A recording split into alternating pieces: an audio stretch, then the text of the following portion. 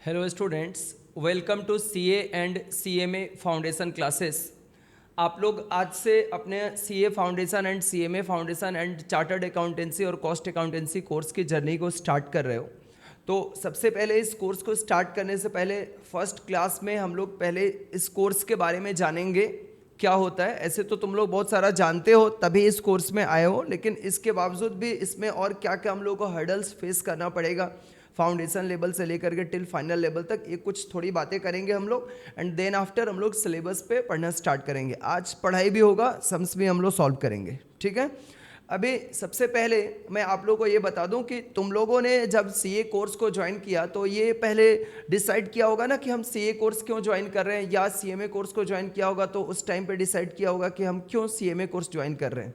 क्या सिर्फ ये सोच करके आप लोगों ने स्टार्ट किया कि कोई ऐसा हमारे पहचान का आदमी है जो चार्टर्ड अकाउंटेंट बन करके और बहुत ज़्यादा पैसे अर्न कर रहा है, इसलिए हम लोग भी यही कोर्स कर लेते हैं, इसमें ज़्यादा अपॉर्चुनिटीज़ अवेलेबल हैं, ये सोच करके आपने स्टार्ट किया, या अदर्स कोई थिंकिंग था?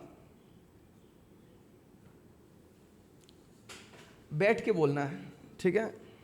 खाली लड़के लोग खड़ा होकर जवाब देते हैं, गर्ल्स लोगों के लिए बैठ करके रिप्लाई करना है, ओके। हम करना नहीं था मुझे, अच्छा चलो ये भी है। तो अभी क्या है, बहुत तरह के सबके रीजंस अलग अलग हो सकते हैं। मैंने एक बच्चे से पूछा, कोई लोग अर्निंग्स को देख के आया होगा, किसी को ये लग रहा होगा कि नहीं मैं तो एक मेडिक्योर स्टूडेंट हूँ, तो मैं साइंस में जाके तो उधर कुछ होने को है नहीं मेरा, और आर्ट्स पढ़ना ही नहीं मेरे को, तो अपने बीच का रास्ता निकलता है कॉमर्स, इसी को पढ़ के और हमें अच्छा करना है। अब मेरी बात यह है कि आपने अगर डिसाइड कर लिया, कुछ भी आप सब्जेक्ट के बारे में अभी ज़्यादा नहीं जानते हो, ऑब्वियसली आप लोगों ने 11-12 की पढ़ाई कर लिया है, अकाउंट्स पढ़े हो, बिजनेस स्टडीज़ आपने पढ़ाई किया है, कॉमर्स आपने पढ़ाई किया है, तो इकोनॉमिक्स आप पढ़ के आए हो, तो थोड़ा बहुत नॉलेज आप रखते हो।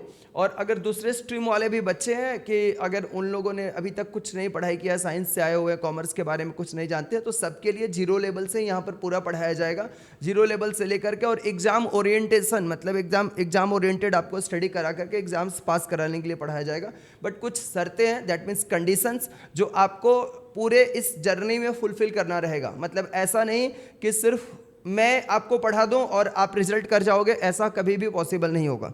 मैं जिस परसेंटेज से मेहनत करूंगा उसके डबल परसेंटेज से आपको भी काम करना पड़ेगा, तब जाकर के एग्जाम्स क्रैक होते हैं। आप सुनते हो मार्केट में ना कि चार्टर्ड अकाउंटेंसी का जो परसेंटेज ऑफ रिजल्ट है, या कॉस्ट अकाउंटेंसी का जो परसेंटेज ऑफ रिजल्ट है, ये कितना मार्केट में होता है, ये तो मार्केट से पता चला होगा तुम लोगों को।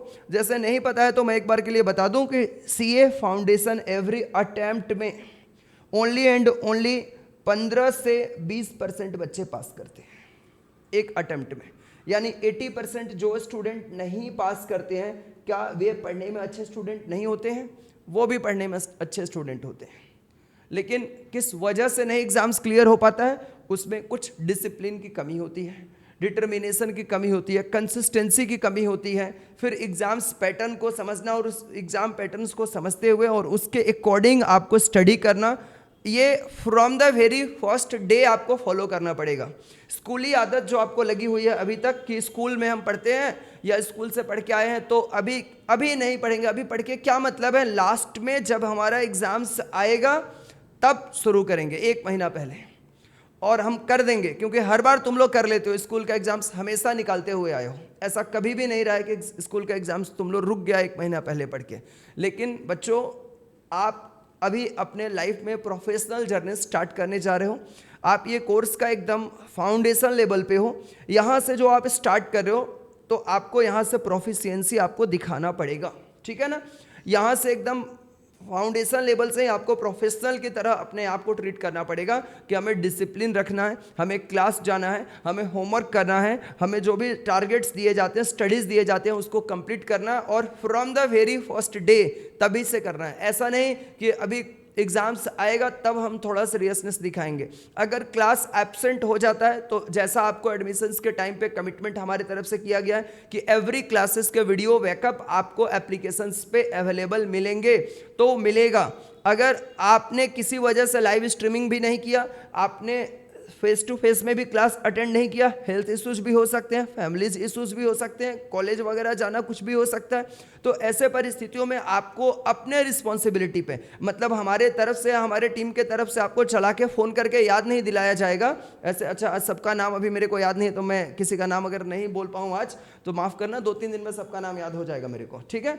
तो अगर आप लोगों का अगर इस तरह से क्लास छूटता है तो ये आपकी खुद की रिस्पॉन्सिबिलिटी बन जाती है कि हमें अपना बैकअप कंप्लीट कर लेना है। से फॉर एग्जांपल, चलो मैं आज आप लोगों को एक एग्जांपल देता हूं। जैसे मान लो मैंने मैथमेटिक्स में रेशियो एंड प्रोपोर्शन पढ़ाया, आपने डे 1 पे क्लास छोड़ दिया, या डे 1 का किया, 2 नंबर क्लास आपने छोड़ दिया, और फिर 2 क्लास जिस डेट पे होगा और फिर क्लास नंबर 3 जिस डेट पे होगा, उसके बीच कम से कम 48 आवर्स के गैप रहेंगे।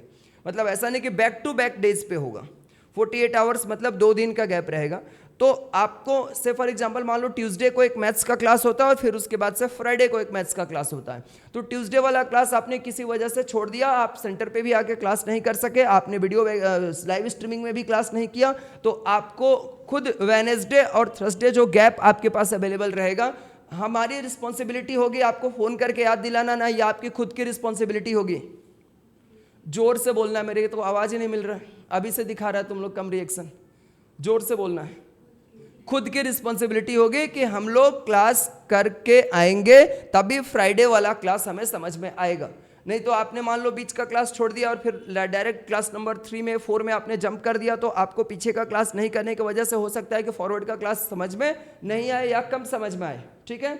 तो फिर आप हमारे ऊपर भी उंगली उठाना स्टार्ट करोगे, लग रहा है सर ही ठीक से नहीं करा रहे हैं। तो ये आपकी रिस्पॉन्सिबिलिटी बन जाती है, ये काम आपको करना है। ये बहुत ही बेसिक काम है, मतलब बहुत ही बेसिक रिस्पॉन्सिबिलिटी मैं आपको दे रहा हूँ, तो इसको आपको निभाना है, लास्ट तक निभाना है, ठीक है। होमवर्क करना है, क्लास अगर किसी वजह से एब्सेंट करते हो तो हमें इन्फॉर्म करना है, और डिसिप्लिन पूरा मेंटेन करना है, ठीक है। टारगेट्स मिले, पढ़ाई मिले, कुछ बहुत जेन्युइन रीज़न है तो हमें प्री इन्फॉर्म कर दो, लेकिन पढ़ाई को आपको जानबूझ करके पीछे नहीं करना है। क्योंकि अगर ये आप अपने लाइफ में कभी भी चाहते हो, कभी भी क्या चाहते हो, तभी यहाँ बैठे हुए हो कि चार्टर्ड अकाउंटेंट बनना है, कॉस्ट अकाउंटेंट बनना है, कंपनी सेक्रेटरी बनना है, तो आपको डिसिप्लिन फॉलो करना पड़ेगा। और ये सिर्फ फाउंडेशन लेवल पे या हमारा क्लास कर रहे हो तब नहीं फॉलो करना होगा, टिल योर फाइनल जर्नी, जब आप इंटरमीडिएट लेवल में जाएंगे, फाइनल लेवल में जाएंगे, तब तक करना होगा। ये आने वाला मतलब समझ लो 4.5-5 साल के लिए तुम लोग अपने लाइफ में लॉक हो चुका है पूरा, समझ गए ना, एक बंधन में बंध गया आज से, समझ गए। जैसे वो नेता लोग जीत जाता है तो बन जाता है ना, 5 साल के लिए मंत्री बन गया, अब हमको काम नहीं करना है, फिर 5 साल बाद चुनाव में जाएंगे, तो तुम लोग 5 साल के लिए एकदम लॉक हो गया, समझ में आ रहा है ना। अब यहाँ से पूरा डिसिप्लिन रहना चाहिए, ठीक है। अब हम बात करते हैं बच्चे कि आज से हम लोग क्या स्टार्ट करेंगे। हम लोगों का 4 सब्जेक्ट है, सीए फाउंडेशन में भी 4 सब्जेक्ट है, सीएमए फाउंडेशन में भी 4 सब्जेक्ट है। तो सीए फाउंडेशन में आपके सब्जेक्ट क्या क्या है? अकाउंटिंग है, पेपर नंबर 1 100 मार्क्स का, जो कि आपका रिटन एग्जाम्स होता है। इसके बाद पेपर नंबर 2 आपका क्या आता है? Business law, again that is the written exams होता है, उसका भी समझ में आ रहा है ना। इसके बाद पेपर नंबर 3 आपका आता है क्यूए, क्वांटिटेटिव एप्टीट्यूड, जिसमें आपको मैथमेटिक्स भी पढ़ना है, स्टैटिस्टिक्स भी पढ़ना है और लॉजिकल रीजनिंग भी आपको उसमें पढ़ाई करना है। एंड पेपर नंबर 4 आपका आता है इकोनॉमिक्स। उसी तरह से सीएमए फाउंडेशन वाले बच्चों का पहला पेपर क्या है? अकाउंटिंग है, जिसमें फाइनेंशियल अकाउंटिंग और कॉस्ट अकाउंटिंग उनको साथ में पढ़ना है। अच्छा, सीएमए फाउंडेशन के जितने भी एग्जाम्स हैं वह सारे एमसीक्यू मोड में होने वाले हैं विथ नो नेगेटिव मार्किंग, उनका कोई नेगेटिव मार्किंग नहीं होता है। लेकिन सीए वाले बच्चों का जो 2 पेपर एमसीक्यू है, इकोनॉमिक्स का और क्यूए का, उस दोनों में ही नेगेटिव मार्किंग है, ठीक है। तो ये बात भी आपको ध्यान में रखना है। तो आज हम लोग जो स्टार्ट करने जा रहे हैं, इसमें सबसे पहले हम लोग क्यूए पेपर से स्टार्ट करेंगे, यानी मैथमेटिक्स के पेपर से हम लोग स्टार्ट करने जा रहे हैं। आप लोगों को सिर्फ कॉपी रखना है। मैथ्स में आप लोगों को चैप्टर वाइज होमवर्क के लिए सीट दिया जाएगा। मैथ्स के लिए कोई स्टडी मटेरियल्स आपको हमारे तरफ से नहीं दिया जाएगा, मतलब होमवर्क के लिए आपको सीट दिया जाएगा, उससे आप होमवर्क करके हमें दिखाओगे। और अदरवाइज क्लास में ही सारा सम, एक एक लाइन का सम रहता है, तो क्लास में ऑन द स्पॉट कॉपी पे लिखाऊंगा और ऑन द स्पॉट आपको सॉल्व करवा दूंगा, ठीक है। और मैथ्स, कुछ बच्चे ऐसे भी हैं जो कि मैथ्स नहीं लिए थे अपने 11-12 के दौरान में, या उनका मैथ्स में उनको लगता है कि हम बहुत कमज़ोर हैं, तो हमारा कैसे जीवन आगे बढ़ेगा, तो वो लोग हाथ उठा दो फटाफट, मैथ्स को लेकर के किसी को समस्या है तो, ठीक है। तो उनका जिम्मेदारी मैं एकदम अपने मतलब गोद में ले रहा हूँ, जिम्मेदारी मैं आपको पास करा के दूंगा, ठीक है, एकदम आसान कर दूंगा, बशर्ते कि आपको होमवर्क कंप्लीट करना है, गलत या सही बना के लाना है लेकिन लेकर के आना है, ठीक है। तो अभी हम लोग सबसे पहले जब मैथमेटिक्स स्टार्ट करेंगे इसमें, तो अपना सिलेबस हम लोग लिखेंगे, ठीक है ना। अपना सिलेबस पहले लिखेंगे कि कौन कौन से कितने चैप्टर्स हम लोगों को पढ़ाई करना है, कौन से चैप्टर कितने मार्क्स का हमारे एग्जाम्स में आएगा, ये हम लोग पहले जानेंगे, और कितने मार्क्स का आएगा ये भी जानेंगे, ठीक है। और कौन सा चैप्टर्स को हम चाहे तो छोड़ सकते हैं एग्जाम्स के लिए, और किसको हमें पढ़ के जाना ही पड़ेगा, ये सब कुछ मैं अभी बताने वाला हूँ। एंड देन आफ्टर एक चैप्टर से हम लोग स्टार्ट करेंगे। तो सबसे पहले बच्चों आपका सीए और सीएमए फाउंडेशन, जो सिलेबस मैं लिखा रहा हूँ ये दोनों के लिए है। जो नहीं रहेगा सीएमए फाउंडेशन में वो मैं बोल दूंगा, और सीएमए फाउंडेशन वाले बच्चों का जो एक्स्ट्रा रहेगा वो मैं लिखा दूंगा, ठीक है ना। तो ये सारे चैप्टर्स आपको लिखते जाने हैं। सबसे पहला आप चैप्टर, अभी पहले मैं मैथमेटिक्स में लिखवा रहा हूँ। मैथमेटिक्स जो है ये सीए फाउंडेशन के एग्जाम्स में 40 नंबर का आता है, 40 मार्क्स का, ठीक है। और सीएमए वाले बच्चों का ये कितने मार्क्स का आता है, सीएमए वाले बच्चों का 50 मार्क्स का आता है, क्योंकि उनका लॉजिकल रीजनिंग नहीं होता, ठीक है। चैप्टर्स लिखते जाओ बच्चे फटाफट आप। नंबर 1 में ratio and proportion, ratio and proportion, ये आपके एग्जाम्स में कितने मार्क्स का आता है, 2 to 3 मार्क्स का, ठीक है, 2 to 3 मार्क्स का। सीएमए वाले बच्चों का ये 2 नंबर इधर 4 नंबर का आएगा, उनका 3 नंबर का नहीं आएगा, क्योंकि उनका एक क्वेश्चन 2 नंबर का होता है। तो अगर उनके एग्जाम्स में 2 क्वेश्चंस आते हैं तो 4 नंबर का आएगा, ठीक है। एक आएगा क्वेश्चन तो 2 नंबर का आएगा। लेकिन सीए वाले बच्चों का ये 3 क्वेश्चन आएगा तो 3 मार्क्स का, 2 क्वेश्चन आएगा तो 2 मार्क्स का, एक क्वेश्चन 1 नंबर का होता है। इसके बाद नंबर 2 चैप्टर आप लिखोगे बच्चे इंडिसेस। इंडिसेस जो चैप्टर है ये आपके एग्जाम्स में ये भी 1 से 2 नंबर का आता है, 1 to 2 marks. Number 3 logarithms, logarithms ये आपके एग्जाम्स में 1 to 2 मार्क्स, 1 नंबर का एक क्वेश्चन या तो 2 मार्क्स का 2 क्वेश्चन आएगा आपके एग्जाम्स में, ठीक है। नंबर 4 आप लिखोगे लीनियर इक्वेशन,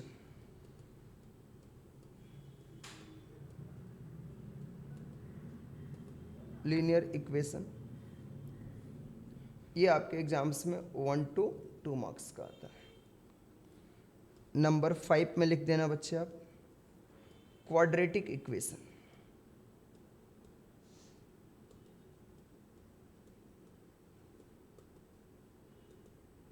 क्वाड्रेटिक इक्वेशन, ठीक है, ये 2 to 3 मार्क्स का।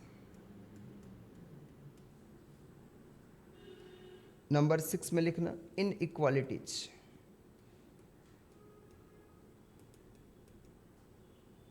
वन मार्क्स का आता है, ठीक है, 1 to 2 मार्क्स इसको भी लिखो, कभी कभी 2 नंबर का भी आता है।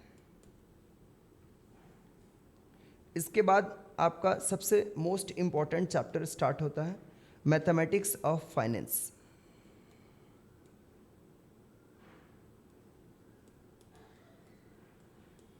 मैथमेटिक्स ऑफ फाइनेंस, ठीक है।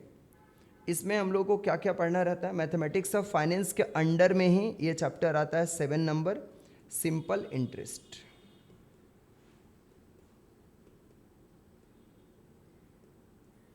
जो 1 to 2 मार्क्स का एग्जाम्स में आता है।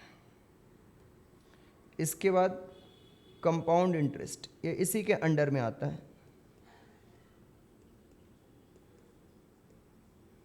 कंपाउंड इंटरेस्ट,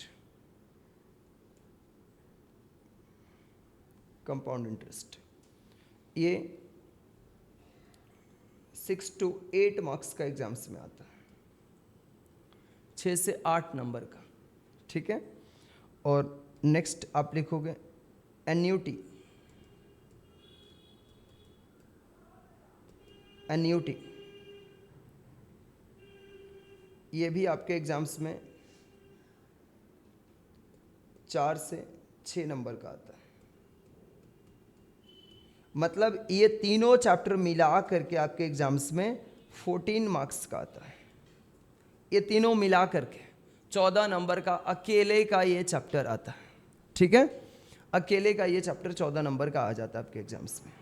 नेक्स्ट आप 9 के बाद 10 नंबर लिखोगे, परम्यूटेशन एंड कॉम्बिनेशन। ये आपके एग्जाम्स में 4 मार्क्स का आता है। Sequence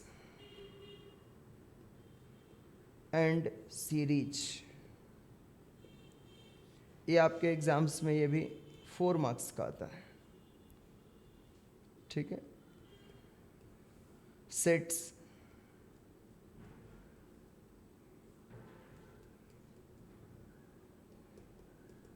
function and relation,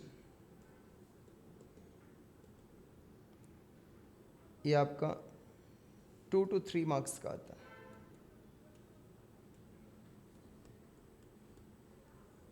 thirteen number लिखना बच्चे, लिमिट एंड कंटिन्यूटी।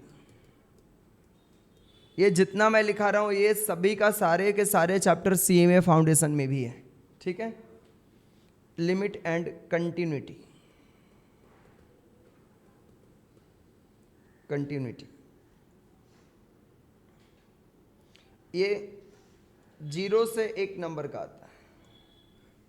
मतलब ये कई बार एग्जाम्स में आता ही नहीं है, ज़्यादा टाइम नहीं आता है। ठीक है, नेक्स्ट आप लिखना बच्चे डिफरेंशिएशन।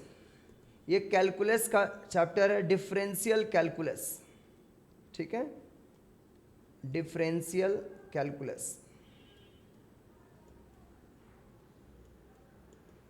ये 2 मार्क्स का आपके एग्जाम्स में आता है। नेक्स्ट इंटीग्रेशन, इंटीग्रेशन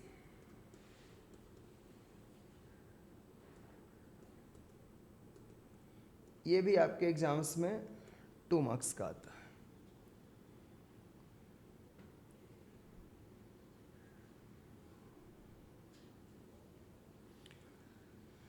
ठीक है भाई, इतना चैप्टर ओनली मैथमेटिक्स के अंडर में।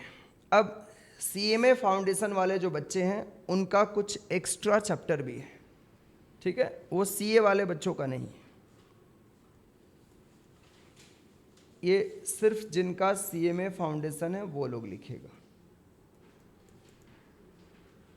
Time and distance. ठीक है, कॉस्ट फंक्शंस,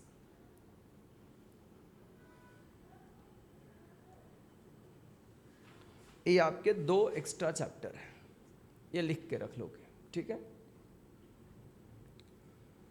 और एक है लेकिन वो पढ़ने लायक नहीं, मैं इसे पढ़ा दूंगा, एक क्लास का है, 40 मिनट का उसका भी एक क्लास है, पढ़ा दूंगा उसको भी।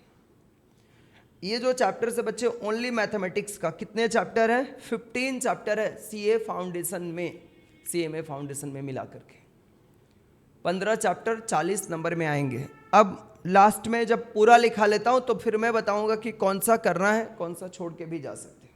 ठीक है, इसके बाद हम लोग बात करेंगे नेक्स्ट एलआर का।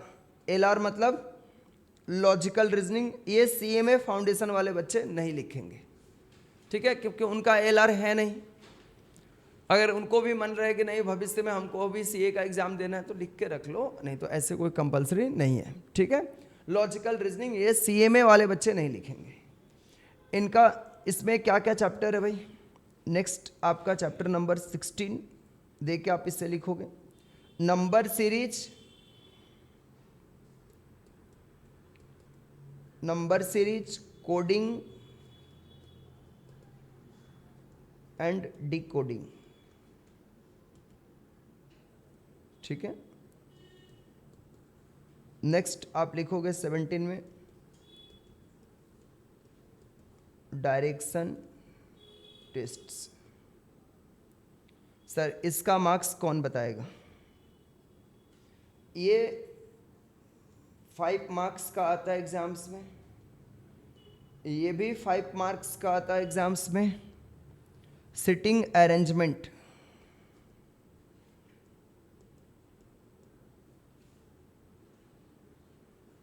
ये भी 5 मार्क्स का आता है एग्जाम्स में। And next blood relations,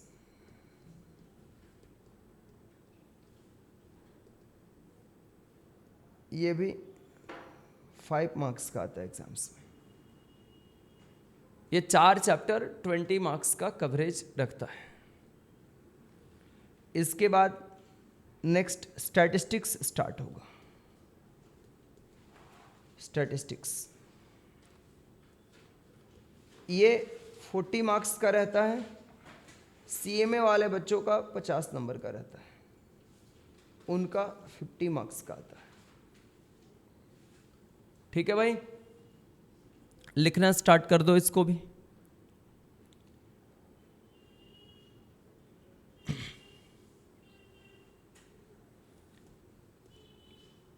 basics of statistics and description of data. Description of data.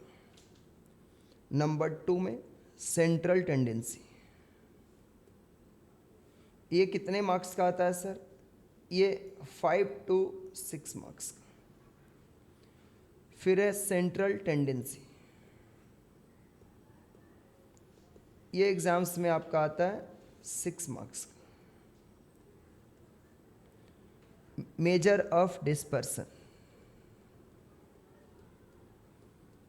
Measure of dispersion, ये एग्जाम्स में आता है कितने का? 6 मार्क्स का।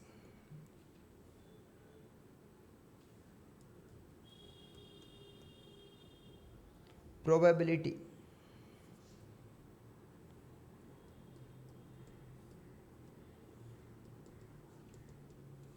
प्रोबेबिलिटी ये 6 to 8 मार्क्स।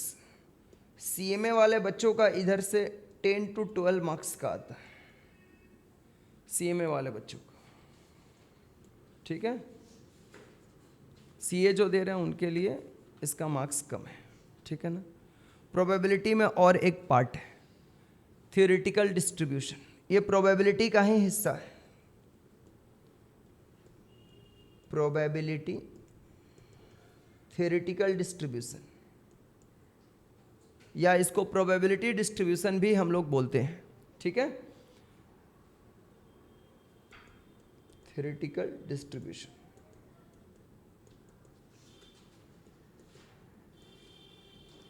ये 3 to 5 मार्क्स का आता है।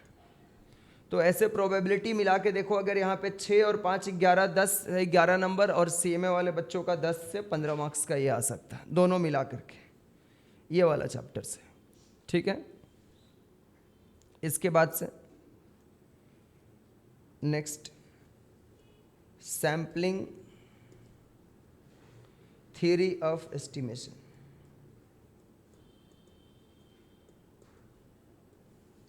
एस्टिमेशन ये 0 से 3 मार्क्स का आ सकता है।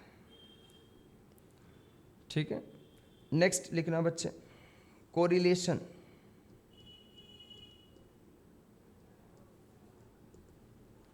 Analysis 3 to 4 marks. Regression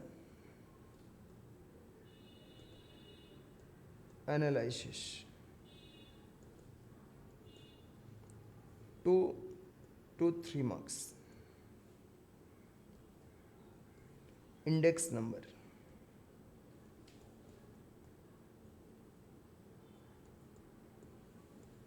5 marks. अच्छा मैंने ऐसे लिख दिया क्या, नंबर इसका थोड़ा मैं चेंज कर देता। तुम लोग भी 1 2 करके लिख दिए हो, 1 2 करके इसको लिख दिए हो क्या? कोई बात नहीं है। ये हमारा 20 नंबर चैप्टर होगा, ये 21, ये 22, ये 23, ये 24, ये 25, ये 26, ये 27 और ये 28। तो टोटल में आपको इस क्यूए पेपर में 28 चैप्टर पढ़ना है। सैम्पलिंग थ्योरी सीएमए वाले बच्चों का बहुत ही कम है, मतलब उनका लगभग समझो तो नहीं है, ठीक है। टोटल मैथमेटिक्स वाले जो क्यूए का पेपर है आपका, कितने चैप्टर्स इसमें आपको स्टडी करने हैं?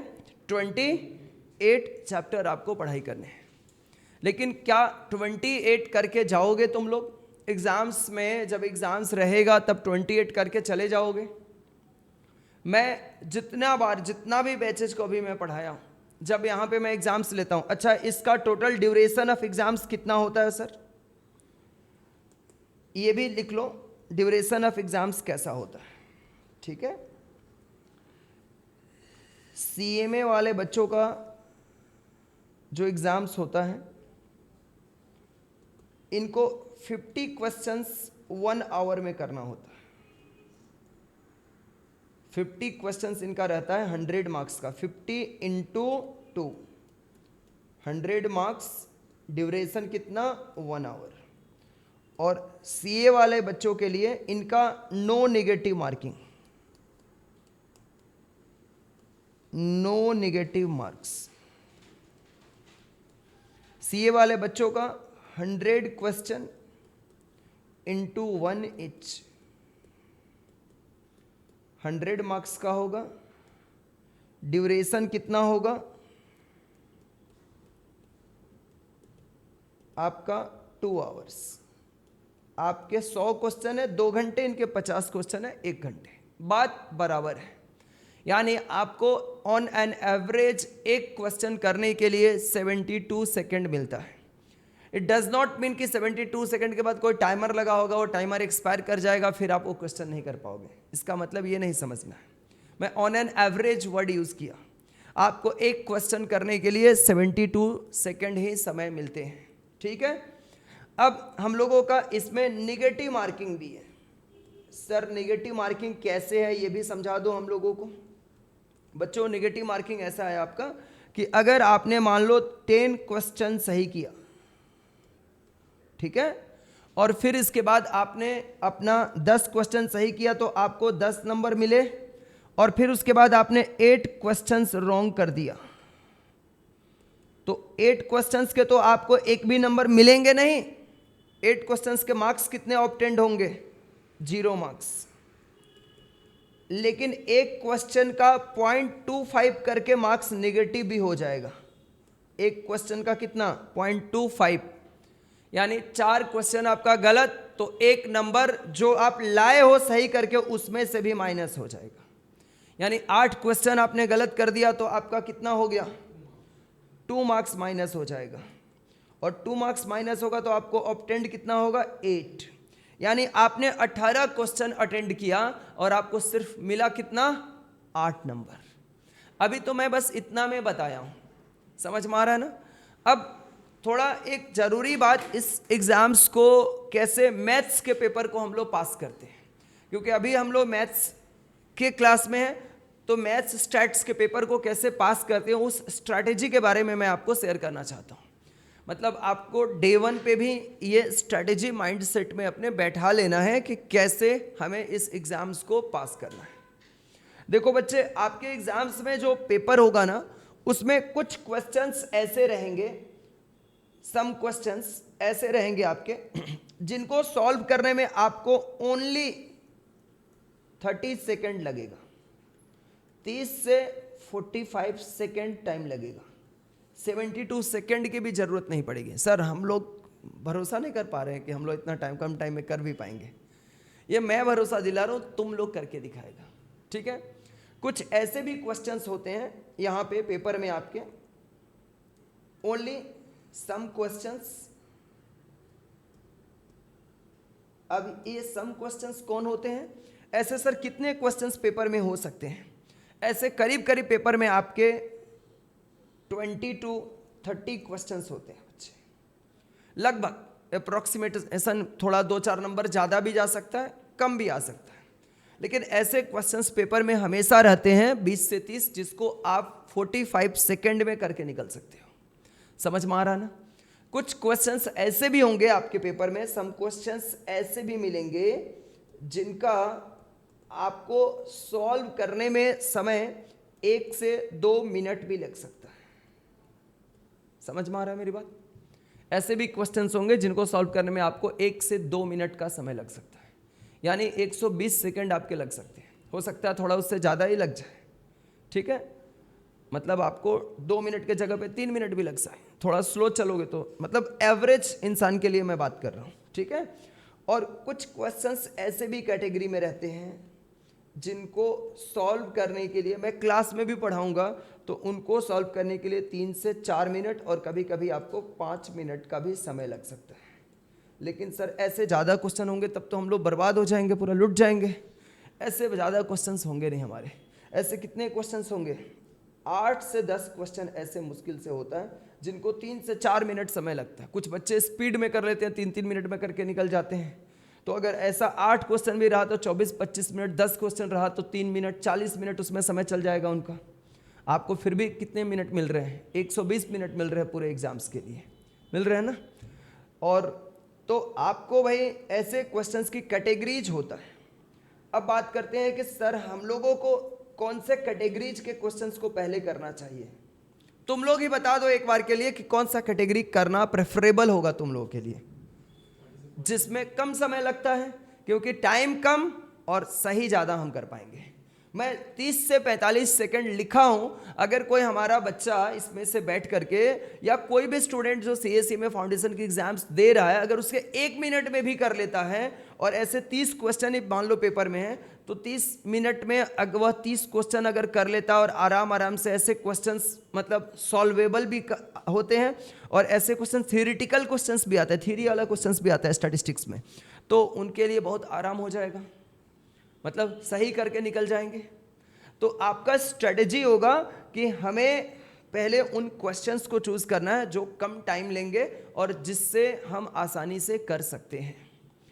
अब आते हैं, मैं जब एग्जाम्स लेता हूं यहां पर सेंटर पे, आज मैं डे 1 पे बोल रहा हूं, लेकिन ऐसा आपके साथ भी होगा। अभी जैसे मैं 1 या 2 चैप्टर कंप्लीट करूंगा तो मॉक टेस्ट, जैसे बोला हुआ है कि चैप्टर वाइज मॉक टेस्ट आपका चलता रहेगा, आप देते रहोगे एग्जाम्स। छोड़ोगे तो घर पे फ़ोन करेंगे, मतलब एग्ज़ाम नहीं दिया मान लो, बहानेबाजी कर दिया, 24 घंटे एग्जाम्स ऐप पे अवेलेबल रहेगा, 24 आवर्स, मतलब रोज, हमेशा नहीं 24 आवर्स, जिस दिन अपलोड होगा वहाँ से 24 आवर्स, 24 घंटे में आपको एग्जाम्स अपीयर कर लेने हैं। उसके बाद वह एग्जाम्स एक्सपायर हो जाएगा। एक्सपायर मतलब फिर उसमें आप इंटर नहीं कर पाओगे, ठीक है? तो अगर आपने एग्जाम्स नहीं दिया तो कंप्लेन होगा आपके घर पे। समझ में आ रहा है? तो एग्जाम्स देना, नंबर खराब है कोई फर्क नहीं पड़ता है, ठीक है? क्योंकि यहाँ पे तुम लोग किसी को दिखाने के लिए, इंप्रेस करने के लिए, अच्छा बनने के लिए नहीं आए हो, क्या करने आए हो? सीखने। तो धीरे धीरे आपका इंप्रूवमेंट होगा, लेकिन वो धीरे इतना भी नहीं होना चाहिए कि एग्जाम्स का समय निकल जाए, ठीक है? दूसरी बात कि अब हम लोग बात करेंगे कि सर हम लोग को देख करके आप बता दीजिए, पढ़ा करके आप बता दीजिए कि कौन कौन से चैप्टर्स हम लोग करके जा सकते हैं। भाई वो तो पूरा पढ़ने के बाद कुछ बच्चे को मान लो मैंने बोला कि देखो तुमको क्वाड्रेटिक इक्वेशन हो सकता है हार्ड लगे, लेकिन किसी बच्चे को बहुत आसान लगता हो, तो वो अलग बात है। लेकिन मेरी तरफ से कुछ सजेस्टिव चैप्टर्स होंगे जो आपको करके जाना ही है, जो इजी भी है, एग्जाम्स में रेगुलर आता भी है, नहीं आने का चांसेस भी उसका नहीं है, आएगा ही आएगा, और आप इतने क्वेश्चंस कर लोगे तो पास कर जाओगे। तो हम जो बात कर रहे थे कि जब हमारा फुल एग्जाम्स होता है, 100 मार्क्स का एग्जाम्स मैं लेता हूं, जैसे अभी शेड्यूल्ड है, जो बच्चे में टर्म में एग्जाम्स देने वाले हैं उनका एग्जाम्स शेड्यूल्ड है, उनका फुल एग्जाम्स होने वाला है, ठीक है? बहुत जल्दी ही होने वाला है। वो डेट इसी अप्रैल में नियर अबाउट 12, 14, 16, 18 को ऐसे फिक्स किए गए, इसी अप्रैल में उनका एग्जाम्स होगा। समझ में आ रहा है ना? आपका जब क्लास है उसके पहले वो लोग 11 बजे आके एग्जाम्स दे के जाते हैं सेंटर पे। OMR सीट पे उनका 100 मार्क्स का मैं एग्जाम्स लेता हूँ, क्योंकि OMR सीट में ही आपका भी एग्जाम्स होगा।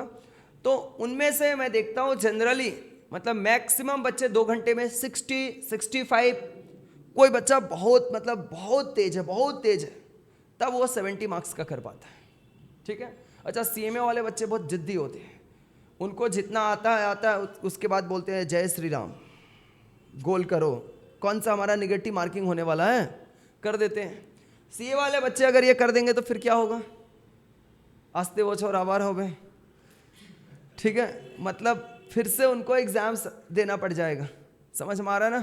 तो आपको निगेटिव मार्किंग का ध्यान रखते हुए जोश दिखाना है कॉपी पे, एग्जाम्स पे, चाहे मेरा एग्जाम्स हो या मेरा चैप्टर वाइज मॉक टेस्ट हो या ICAI का मेन वाला एग्जाम्स जिसके लिए तुम लोग यहाँ बैठे हुए हो।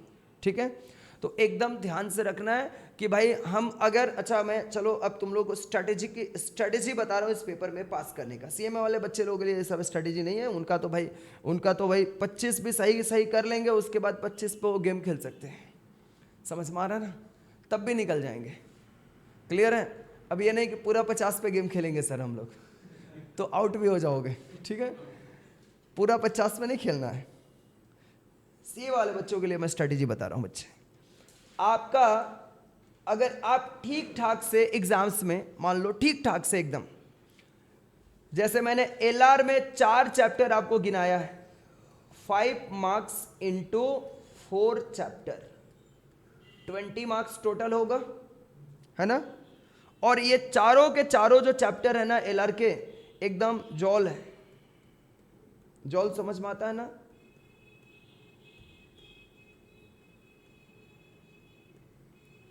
एकदम आसान है, समझ में आ रहा है ना। वेरी वेरी सिंपल, बहुत ज्यादा आसान है। समझ आ रहा है मेरी बात ना। टू मच सिंपल ये चैप्टर्स हैं, बहुत आसानी से आप इसको कर सकते हो। मतलब इसमें जब मैं एग्जाम्स लेता हूं अपने सेंटर पे बच्चों का, तो मैं इसमें देखता हूं कि अगर कोई बच्चा 20 का 20 अटेंड करता है तो भी 18 लेके आ जाता है। अगर कोई मान लो 18 अटेंड किया तो 17 लेके आ जाता है।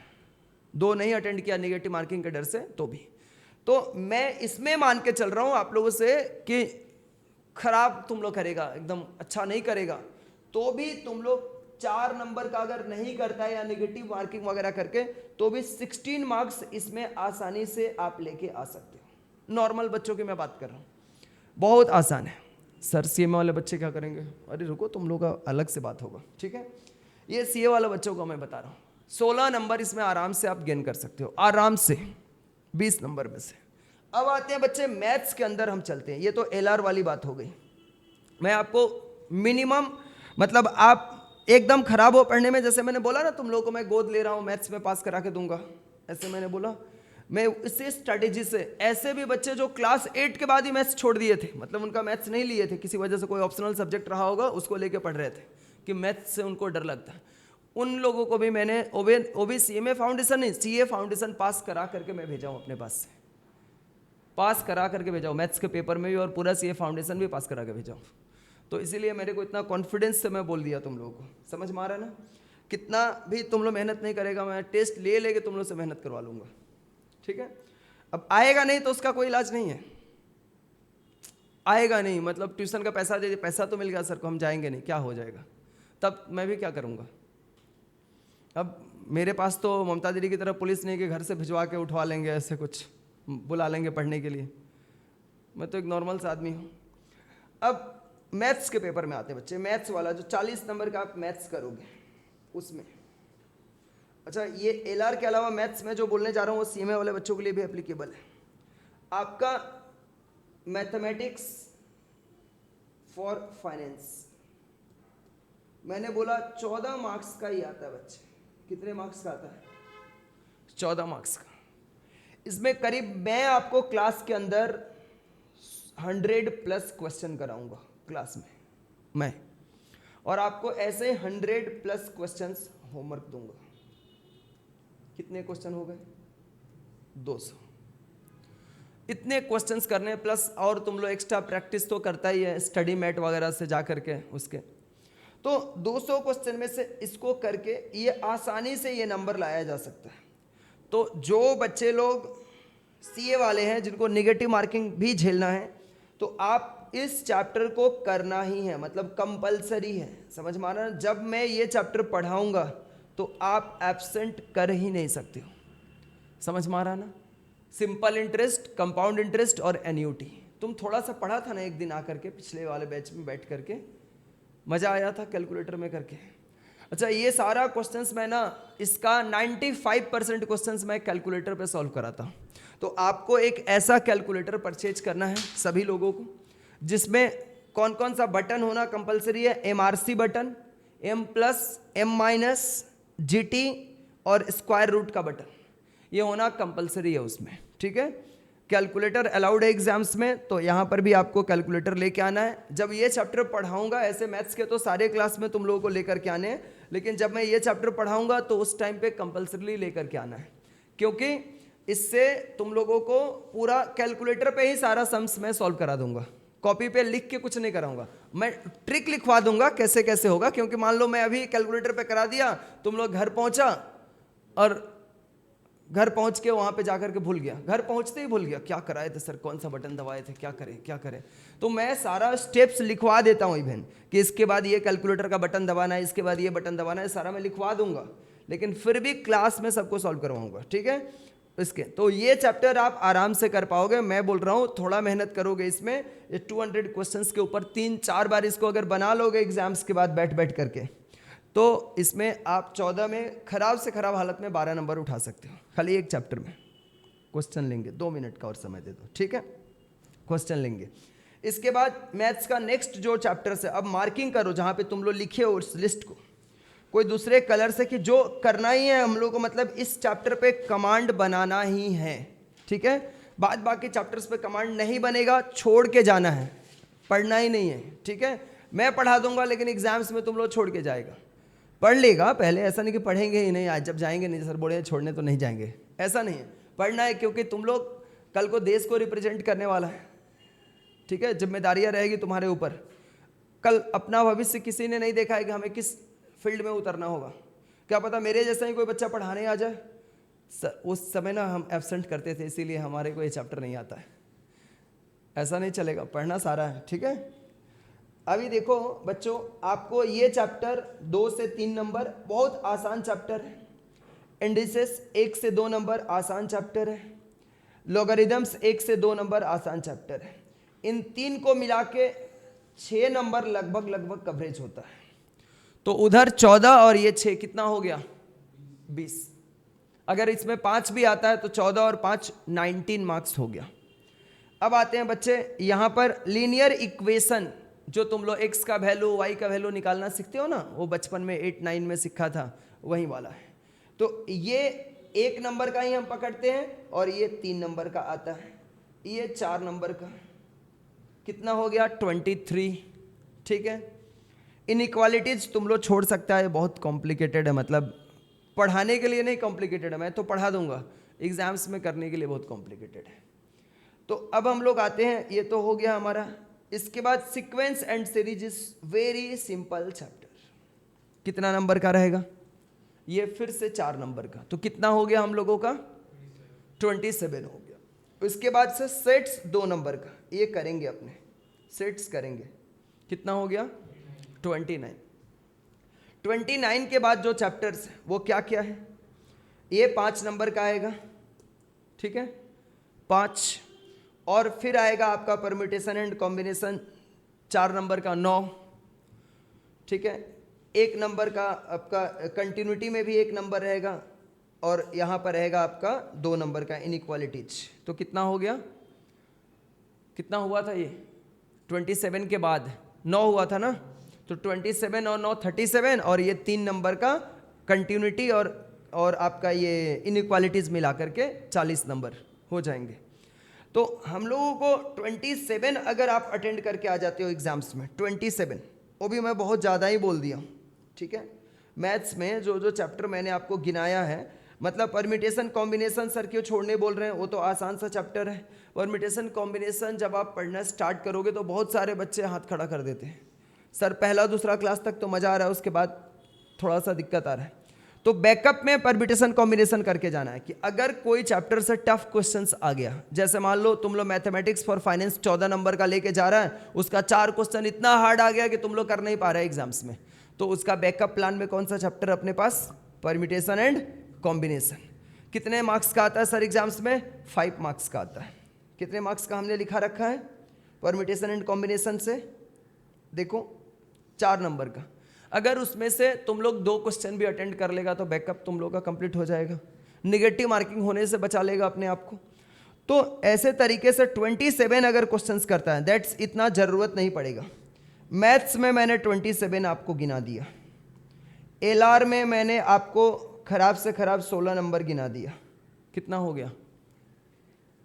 43 हो गया क्या? हाँ 43 हो गया, 43 मार्क्स। अब आ जाओ बच्चे स्टैट्स में, 40 नंबर अभी हमारे पास और है बैकअप।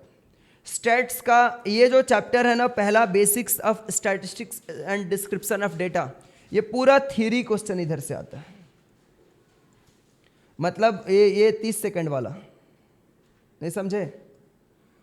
थ्योरी क्वेश्चंस मतलब मैं पढ़ाऊंगा भी इसको, इसका थ्योरी क्वेश्चंस तुम लोगों को दूंगा भी बहुत सारा, करीब करीब 500 थ्योरी क्वेश्चंस दूंगा प्रैक्टिस करने के लिए, घर पे आंसर याद करके जा सकते हो, ठीक है, जैसे तरीके से समझने के बाद। ये एकदम 30 सेकंड वाला है, मतलब करने के बाद तुम लोग खुद सही करने लगेगा। फिर सेंट्रल टेंडेंसी कितने का आता है? ये भी 5 नंबर का मैं लेके चलता हूँ, 6 नंबर 6 नंबर, आसान, तीनों चैप्टर बहुत आसान। सेंट्रल टेंडेंसी और डिस्पर्सन तो तुम लोग 9-10 में भी थोड़ा थोड़ा पढ़ा होगा, मीन मीडियन मोड पढ़ा है ना, तो वही है इसमें। इसके बाद हम आते हैं बच्चे इंडेक्स नंबर, रिग्रेशन और कोरिलेशन। ये 3 नंबर, ये दोनों को मिला के मैं 5 नंबर ही लेता हूँ, 5 नंबर और 5 नंबर 10 नंबर। कितना हुआ था रे बाबा इधर? 6 6 12 और 5 17 और 10 कितना होता है? 27। फिर से 27, तो कितना हो जाएगा ये टोटल? 70। अपने बात कितना हुआ था कि 2 घंटे में हम कितना अपीयर कर पाते हैं? 60 से 65 टाइम अप हो जाता है, खत्म हो जाता है। समझ में आ रहा है ना? क्योंकि आपको ऐसे OMR सीट में सॉल्व तो करना होगा, फिर OMR सीट को ऐसे प्यार से सर्कल भी करना होगा ऐसे, ठीक है, तब जा करके तुम लोग नंबर उठा पाएगा। और ऐसा अगर मान लो 60 क्वेश्चन करेगा तो 60 बार करना होगा, ऐसा टाइम लेगा ये भी। तो 70 मार्क्स यहाँ तक हम लोग गए हैं। अच्छा सर ये 70 करेंगे, लेकिन बहुत चिंता हो रहा है सर, अगर नहीं पास किए तो क्या होगा? अगर नहीं पास किए तो क्या होगा? चलो मैं अब थोड़ा सा खराब परिस्थिति में तुम लोगों को लेकर आता हूँ। 15 मार्क्स और इसमें से माइनस कर दो, 15 मार्क्स और माइनस कर दो, मतलब तुम लोग अटेंड ही नहीं कर पाया। ये अपना बाबू, क्या नाम है तुम्हारा? सुजीत। सुजीत 56 मार्क्स का किया, इसका बेचारा का 56 करते करते 2 घंटा खत्म हो गया। समझ में आ रहा ना? 56 करते करते 2 घंटा इसका खत्म हो गया, ऐसे मुंह लटका एग्जाम हॉल से बाहर निकल रहा है। 2 मेरा गलती हो गया सर, इसमें से हमको लग रहा है 54 ही सही होगा मेरा। समझ में आ रहा है ना? 2 गलती हो गया, 2 गलती पे कितना नंबर कटे? 4 गलती ले लो ना, 4 इसमें से गलती भी हो जाएगा 56 का करके, तो 52 आएगा उसका। 52 आएगा, मतलब 52 सही किया है, और 52 में से 4 गलती के लिए कितना नंबर कटेगा? 1 नंबर, तो भी पासिंग मार्क्स 51 आ जाएगा उसका। अच्छा, आपको मिनिमम कितना लाना पड़ेगा मैथ्स के पेपर में? 40। समझ में आ रहा है ना? मिनिमम, इसके नीचे जाओगे तब तो फिर आप आउट हो गए IPL से। समझ में आ रहा है ना? 40 मिनिमम चाहिए। अब मान लो कोई बच्चा और भी खराब है, वो नहीं कर पाया, वो 48 का किया, बस 48 का करके आया सर, बहुत दुखी मन से बोलता है, लेकिन मैं दुखी, 48 भी सही कर लेगा तो पास कर जाएगा। 48 का किया, उसमें से भी मान लो 4 गलती कर गया, तो कितना नंबर पाएगा वो? 44। 1 नंबर और माइनस हो जाएगा तो कितना आएगा? 43। तब भी वो लड़ाई में बना हुआ है। समझ में आ रहा है ना? अब 43 आ गया तो सर हम पास कैसे करेंगे? हमको तो 7 नंबर कम मिला, 50 नंबर चाहिए था, टोटल में हम रुक जाएंगे। उसके बाद तुम्हारे पास 3 सब्जेक्ट और पड़ा हुआ है, उठा लो नंबर किसी में, 2-2 नंबर भी ज़्यादा उठा लोगे तो हो जाएगा। समझ में आ रहा है मेरी बात? तो आपको घबरा नहीं जाना है कि हम 50 के नीचे करके आ गए हैं सर, 52 करके आ गए हैं तो रोना धोना मचा दिए, अगला पेपर इकोनॉमिक्स का रहेगा, इसके बाद ये 3rd नंबर पेपर होता है तो हम पूरा उसमें जाके खराब कर देंगे। समझ में आ रहा है ना। अभी एग्जाम्स हुआ था तो अपने कोचिंग से एक बच्ची ने इकोनॉमिक्स में लेकर आया था 80 मार्क्स, मैथ्स में अकाउंट्स में 84। समझ में आ रहा है ना। ऐसे और भी लोग लाए थे, मतलब एक जन का मैं ये मार्क्स बता रहा हूँ अभी आपको, जनवरी टर्म में। तो आपको कम से कम 2 पेपर अपना ऐसा बनाना है, एकदम आज ही ये बात को एकदम दिमाग में ऐसे सेट कर डालो, 4 पेपर में से 2 पेपर आपको ऐसा मजबूत बनाना है, चाहे वो अकाउंट्स भी हो सकता है, वो आपका लॉ का पेपर भी हो सकता है। लॉ भी आप अगर स्मार्टली समझ जाओगे, लिखना प्रैक्टिस कर लोगे तो उसमें भी आ सकता है। और अगर लॉ नहीं भी आ रहा है, बहुत सारे बच्चों को लॉ में लिखने का दिक्कत आता है, तो अगर लॉ नहीं भी आता है तो आपके पास इकोनॉमिक्स का पेपर है जिसमें आप बहुत ज़्यादा नंबर उठा सकते हो। तो 2 पेपर को आपको ऐसा बनाना है जिसमें आपको 60+ टारगेट, मतलब सोचना ही 60+ है उसके अंदर, तभी जाकर के आप एग्जाम्स टोटल में भी जाके नहीं रुकोगे। मतलब मेरा बहुत सारे बच्चों से बात होता है, मेरे ही बहुत सारे स्टूडेंट होते हैं जो कि आपका लास्ट में 185 में जाके रुक गए, 192 में जाके रुक गए। ऐसा क्यों होता है? क्योंकि वो लोग पढ़ने में तो खराब नहीं है, सब में वो लोगों ने 45+ लेकर आया, किसी पेपर में उनका 50+ भी आया हुआ है, लेकिन एट लास्ट जाकर के उनका मार्क्स रुक जा रहा है टोटल में, क्योंकि उन लोगों ने उस टारगेट को नहीं लेके चला कि मेरे को एटलीस्ट 2 पेपर में कितना लेकर आना है, 60+। तो इस टारगेट के साथ आपको स्टार्ट करना है, इस पेपर में आप आराम से पास होकर के आओगे। ठीक है, अब हम लोग स्टार्ट करने जा रहे हैं इस चैप्टर को। ठीक है, सबसे पहला हम लोगों का जो चैप्टर है उससे हम लोग स्टार्ट करेंगे बच्चों। क्लियर है बात? सर बहुत टाइम आपने लिया इसको समझाने में, क्योंकि ये समझाने के बाद ही तुम लोग पढ़ाई करेगा तो अच्छे से टारगेट लेके पढ़ाई कर सकेगा। अब यहाँ पर सबसे फर्स्ट चैप्टर हम लोग मैथमेटिक्स में स्टार्ट करेंगे, रेशियो एंड प्रोपोर्शन। मुझे पहले ये बता दो फटाफट, कितने बच्चे ऐसे हैं जो कि नॉन मैथ्स है, उनका मैथमेटिक्स था ही नहीं? अच्छा ठीक, तुम्हारा था मैथ्स? हाथ उठाना था, उठाई थी, देखा नहीं मैंने। ठीक है, तो कोई दिक्कत नहीं है, अब आप आराम से करो, मैं आपको मैथ्स पूरा समझा के जाऊंगा। ठीक है, अच्छे से समझा के जाऊंगा। सबसे पहले बच्चों आप पॉइंट नंबर 1 देके लिखना, रेशियो का मतलब क्या होता है। पॉइंट नंबर 1 या हर चैप्टर के ऊपर भी लिख देना, इससे 2 to 3 मार्क्स का एग्जाम्स में आएगा। पहले तो लिख ही चुके हो, लेकिन यहां पर भी आप लोग लिख के इसको रख लोगे। ठीक है, कितने नंबर का ये आने वाला है हमारा एग्जाम्स में, लिखना। द कंपैरिजन ऑफ, रेशियो लिख करके कोलोन देके लिखना, the comparison of 2 or more things, 2 or more things। हाँ जी प्रियांशु, तुम्हारा भी मैथ्स नहीं हो तो तुम बता चुके हो मेरे को फोन पे। The comparison of 2 or more things of same kind, 2 or more things of same kind is called ratio। ठीक है, सेम काइंड के चीजों में रेशियो बन सकता है, समझ में आ रहा है ना, तभी रेशियो पॉसिबल होगा। फुल स्टॉप देके लिखना उसी में। If x and y, if x and y are two values, are two TW, are two values of same kind, of same kind, same kind के पास ना ब्रैकेट में लिख दो सेम यूनिट्स, सेम काइंड के पास में ब्रैकेट में लिख दो सेम यूनिट्स, ब्रैकेट क्लोज करके लिखना। Then the ratio of, then the ratio of x to y is written as x is to y, written as x is to y। इसको क्या पढ़ोगे तुम लोग? is to, ठीक है ना, is to पढ़ोगे, that is x by y। जो न्यूमरेटर में लिखा हुआ है x, उसको हम लोग क्या पढ़ते हैं? इसको ऊपर वाले को न्यूमरेटर बोलते हैं, ठीक है ना, numerator, sorry numerator x is called, इसको आइदर आप फर्स्ट टर्म पढ़ोगे,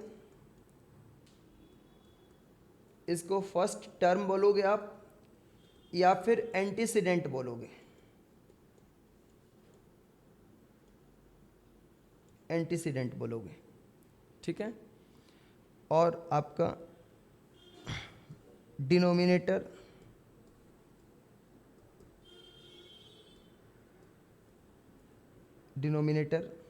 y is called second term और consequent.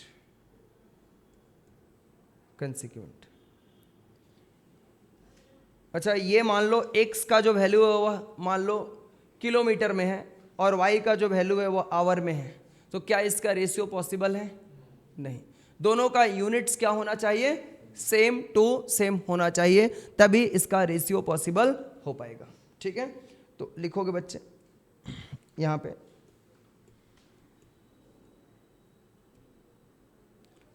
Antecedent and consequent must be of same units, ठीक है। एक बात और लिख देना बच्चे, रेशियो का कोई यूनिट नहीं होता, ratio has no unit. Ratio जब पूरा हम लोग कट कर लेते हैं तो उसका कोई भी यूनिट नहीं होता है। डन है? डन है बच्चों। अब यहां पर नंबर 2 में हेडिंग देना तुम लोग, properties of ratio. Property number 1 लिखना, the value of a ratio, is unaltered. The value of a ratio is unaltered. Unaltered मतलब चेंज नहीं होता। Unaltered का मतलब क्या हुआ?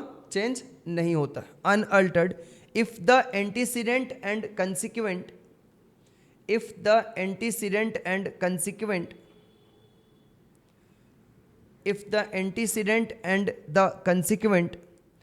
are multiplied or divided, antecedent and the consequent are multiplied or divided by the same quantity,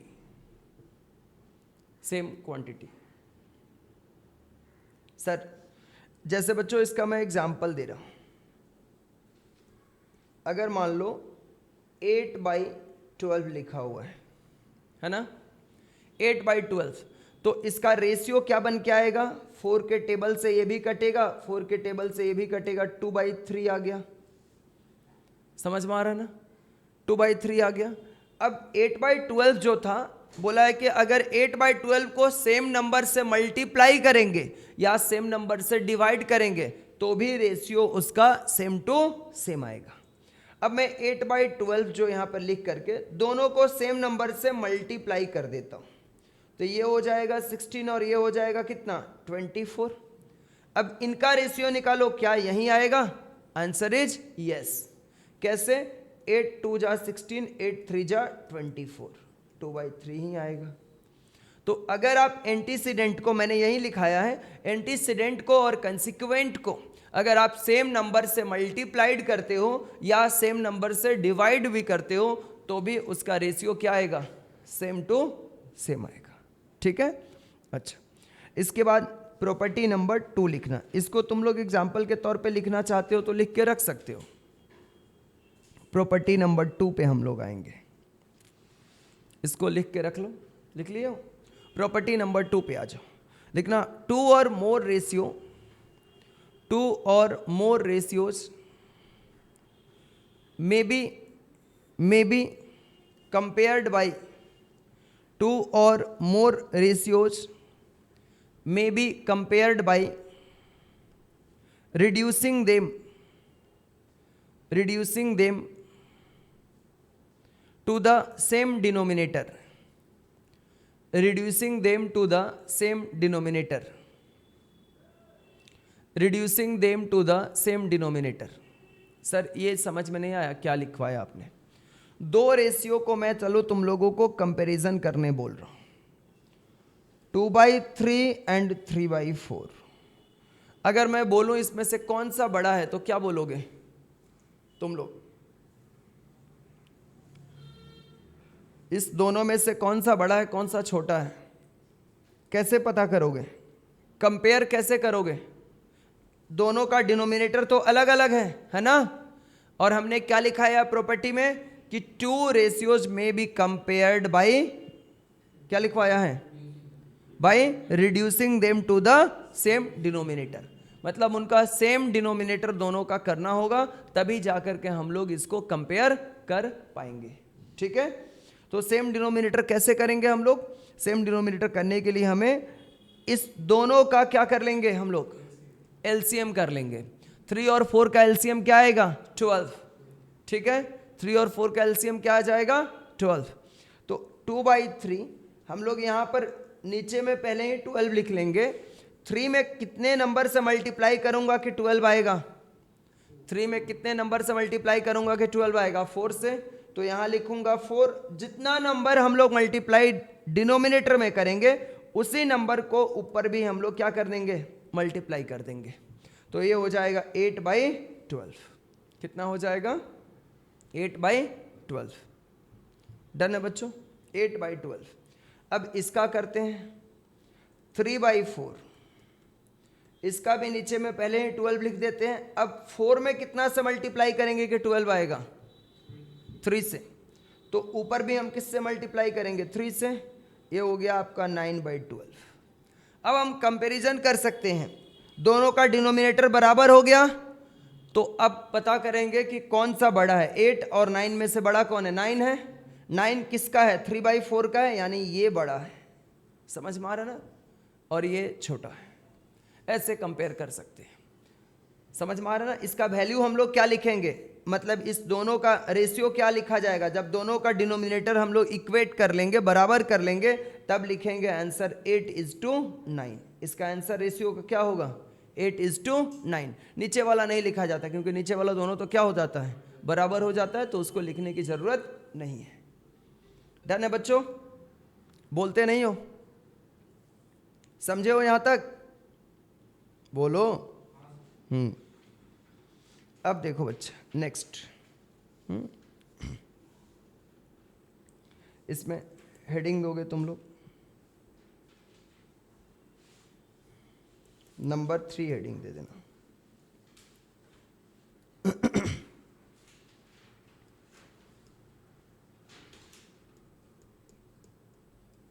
remarks point. Remarks point इसमें Roman का number 1 देके लिखना। Normally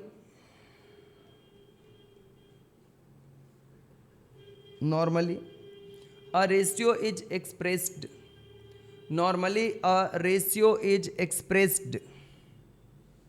in simplest form. Normally a ratio is expressed in simplest form. Ratio को हम लोग हमेशा simplest form में लिखते हैं। इसका मतलब क्या हुआ सर? अगर मान लो हमें 10:, एग्जाम्पल यहाँ पे ले लो, अगर मान लो हमें 10:15 लिखा हुआ है, तो यही फाइनल रेशियो नहीं है। जब तक ये कटेगा तब तक उसको कटा के एकदम मिनिमम में ला करके लिखते हैं। मतलब 5 2 जा 10, 5 3 जा 15। इसका सिंपलेस्ट फॉर्म क्या होगा? 2:3। अब देखो ये और नहीं कट सकता है, 2 और 3 और कट के छोटा हो सकता है क्या? Answer is no. तो 2:3 तक हम लोगों का ये रहेगा फाइनल आंसर। इसके बाद रिमार्क नंबर 2 में लिखना बच्चों,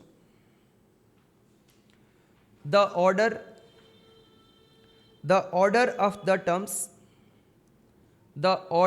the terms in a ratio the order of the terms in a ratio must be maintained. The order of the terms in a ratio must be maintained. Order maintain होना चाहिए. That means example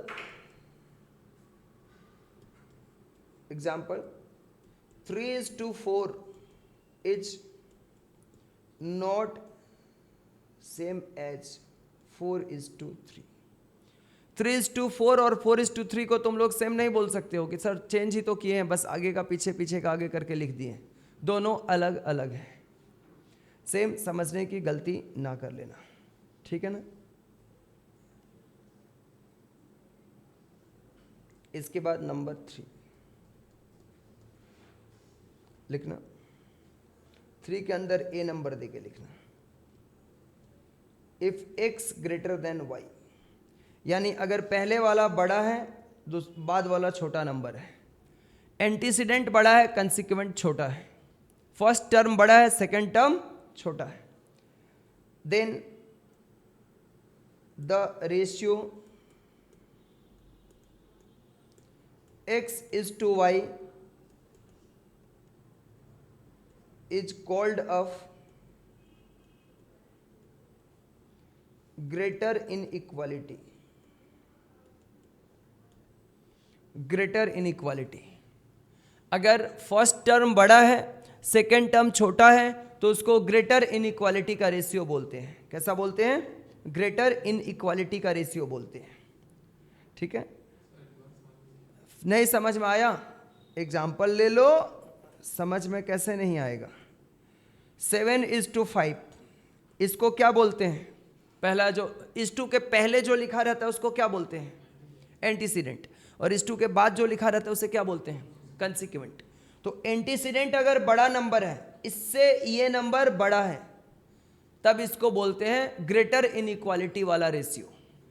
ठीक है, greater inequality वाला ratio.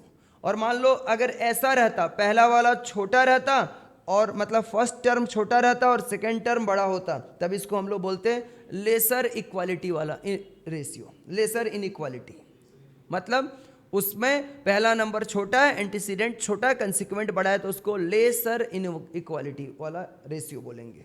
ठीक है. दोनों का नाम अलग अलग है. ठीक है. अभी लिखना बच्चे नंबर बी में. If x less than y, यानी पहला नंबर छोटा है, then the ratio x:y is called of lesser inequality. इसको लेसर इनइक्वालिटी का रेशियो बोलेंगे. ठीक है भाई. नंबर 3. सर अभी ना ये बच्चा बोल रहा है, क्या नाम है तुम्हारा? श्रेयान. श्रेयान बोल रहा है कि सर दोनों अगर बराबर हो गया तब क्या बोलेंगे? अब बोलिए, आपको ही नहीं आता है. 3:3 हो गया तब क्या करेंगे? उसको बड़ा था तब आपने उसको ग्रेटर इनइक्वालिटी बोल दिया, छोटा था तो लेसर इनइक्वालिटी बोल दिया. दोनों अगर bराबर होगा तब क्या बोलेंगे? ऐसा हो सकता है ना. 1:1 तब क्या लिखेंगे? लिखना इफ x:y, दोनों अगर बराबर हो गया तब क्या करोगे? x:y then the ratio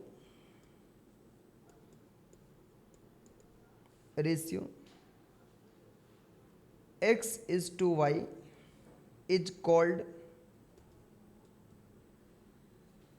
of equal equality. Equal equality. ठीक है. क्लियर है पूरा बात? बोलो. चलो बच्चों, नंबर कितना पे आएंगे हम लोग? 3 के बाद 4 नंबर लिखना. Duplicate ratio of A is to B एच। ए इज टू बी का डुप्लीकेट रेशियो क्या होगा, इसी का स्क्वायर कर देना है, यानी A square is to B square. Example बच्चों, अगर मान लो हमने आपको बोला कि 3:4 का डुप्लीकेट रेशियो क्या होगा, तो आप क्या आंसर में लिखोगे, 3 का स्क्वायर इज टू 4 का स्क्वायर, 9:16। ठीक है, तुमको नहीं समझ में आ रहा है? स्क्वायर करने आता है? अगर मान लो तुमको बोलेगा, एक नंबर देगा यहां पर 3:4 और बोलेगा इसका आपको डुप्लीकेट रेशियो निकालना है, तो डुप्लीकेट रेशियो कैसे निकालोगे, उसी नंबर का स्क्वायर कर देना है। स्क्वायर कैसे होता है, 3 का स्क्वायर 9 कैसे होगा, 3 × 3, और 4 का स्क्वायर 16 कैसे होगा, 4 × 4। ठीक है भाई, अब हम लोगों को नेक्स्ट यहां पर क्या करना है, इसको भी रोमन का नंबर 1 दे दो। Triplicate ratio,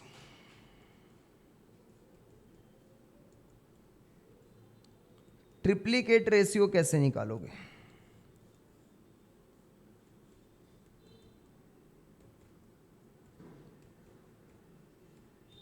triplicate ratio of A is to B. A is to B का ट्रिप्लीकेट रेशियो क्या होगा, A cube is to B cube. Duplicate निकालना होगा तो स्क्वायर करना है, ट्रिप्लीकेट निकालना होगा तो उस नंबर का क्यूब करना है, मतलब उसी नंबर को 3 बार मल्टीप्लाई करना है। जैसे 2:3 का अगर आपको ट्रिप्लीकेट निकालना है, तो ट्रिप्लीकेट ऑफ 2:3 क्या कर दोगे, 2 का क्यूब इज टू 3 का क्यूब। 2 का क्यूब मतलब 2 × 2 × 2। 2 का क्यूब का मतलब क्या होता है, 2 × 3 मत समझ लेना, 2 का क्यूब का मतलब कौन समझ रहा था, 2 का क्यूब का मतलब 2 × 3 कौन समझ रहा था, 2 का क्यूब का मतलब तुम समझ रहा था क्या, 2 × 2 × 2 मतलब 8, और 3 का क्यूब मतलब 3 × 3 × 3 मतलब 27। ठीक है, अब आ जाओ बच्चे नंबर 3 पे, sub duplicate ratio. Sub duplicate ratio of A is to B.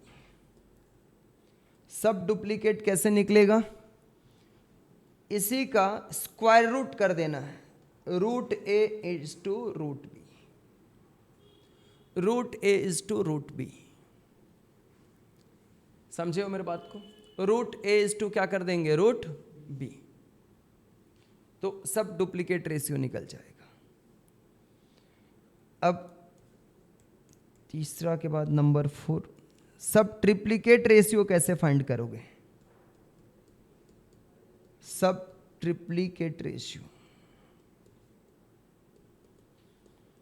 Of A is to B, इसका क्यूब रूट निकाल दोगे।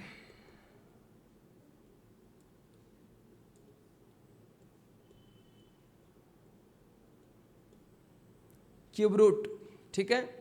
अच्छा मेरे बच्चों, यहां पे सिर्फ अगर ऐसे रूट दिया हुआ है तो इसमें हम लोग समझते हैं यहां पे 2 छुपा हुआ है, इसीलिए इसको स्क्वायर रूट बोला जाता है।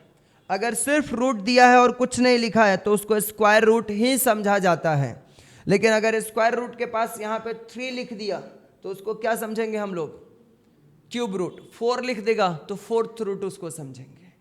समझा क्या मेरे बात को, तुम नहीं समझा। 2 अगर 2 लिखा नहीं रहता है, हिडन रहता है, समझते हैं उसको कि ये स्क्वायर रूट ही है। कभी तुम ऐसा, जैसे तुम लोग स्कूल में पढ़ाई किया तो यहाँ कभी 2 लिखा हुआ देख रहा था, नहीं, सिर्फ ऐसे स्क्वायर रूट था।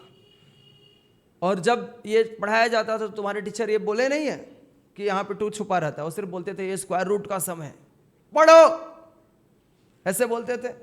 लेकिन यहाँ पे उनको बता देना चाहिए था कि बच्चा यहाँ पे कुछ नहीं रहता है, तो यहाँ क्या छुपा हुआ रहता है, 2।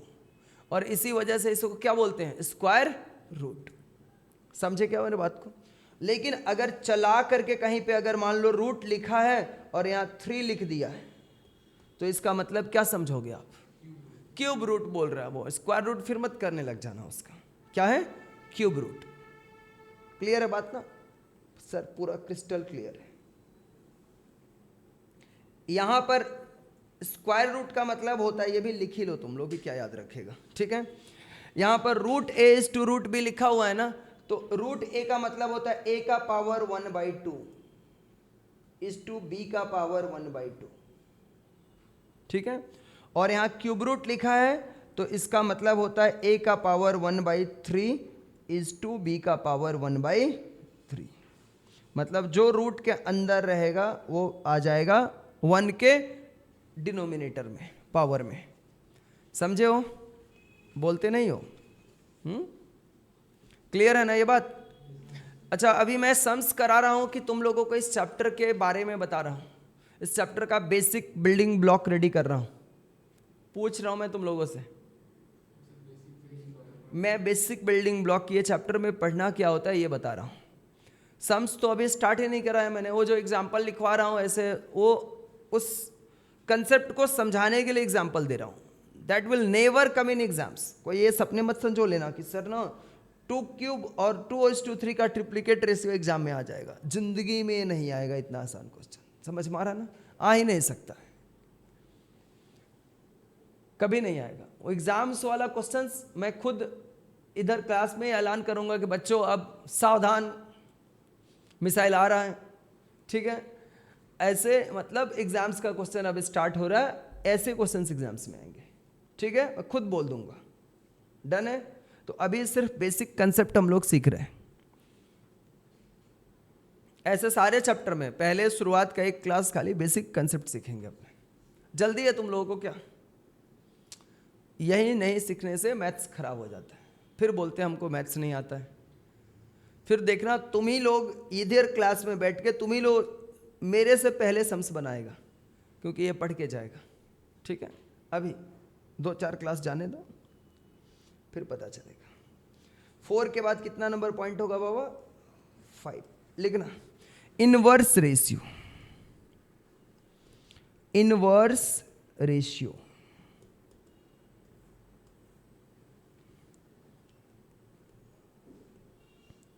Inverse ratio of A is to B। A is to B का इनवर्स रेशियो क्या हो जाएगा?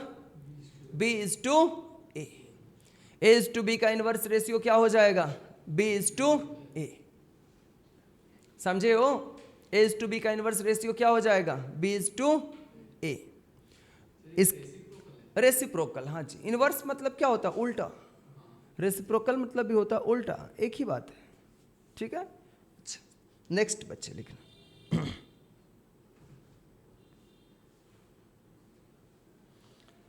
नंबर 6 में 6 का 1 दे के लिखना। कमेंस्यूरेबल क्या लिखोगे? स्पेलिंग लिख पाओगे? मैं बोल देता हूं, लिख लो। कमेंस्यूरेबल COMMENSURABLE। कमेंस्यूरेबल, कमेंस्यूरेबल क्या बोलोगे इसको? कमेंस्यूरेबल। सर इसी को याद करने में 3 दिन लग जाएगा हम लोग। कमेंस्यूरेबल लिखना, इसमें कोलोन दे के लिखना, पहचानना है, इसमें याद नहीं रखना है। If the terms of the ratio, if the terms of the ratio are integers, if the terms of the ratio are integers, integers comma दे के लिखना। The ratio is called, the ratio is called commensurable, the ratio is called commensurable, the ratio is called commensurable, ठीक है? जैसे integers के form में होना, example में लिख देना 3:2। एग्जाम्पल में क्या लिख देना? 3:2। इंटीजर्स जानते हो ना, इंटीजर्स के फॉर्म में है ये। और इनकमेंसुरेबल किसको बोलते हैं? जो रूट के फॉर्म में रहेगा, जैसे √3 √2, तब इसको इनकमेंसुरेबल बोलेंगे। दूसरा वाला लिखो 6 का 2 दे करके, इनकमेंसुरेबल, इन लगा करके और वहीं स्पेलिंग को कॉपी कर दो, IN लगा करके और वहीं स्पेलिंग को कॉपी पेस्ट कर दो, समझ गए ना, इनकमेंसुरेबल। हाँ, नहीं नहीं नहीं नहीं नहीं आएगा, तो बात करेंगे उसके ऊपर भी। लिखना बच्चे, if the terms of the ratio, if the terms of the ratio are not integers,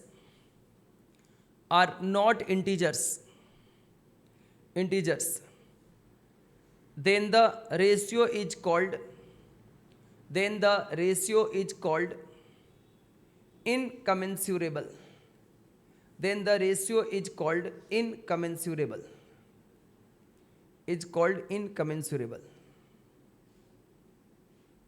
ठीक है, एग्जाम्पल में लिख देना ये वाला √3:√2, ये कौन से फॉर्म में होना बोला जाएगा, इनकमेंसुरेबल फॉर्म में बोला जाएगा।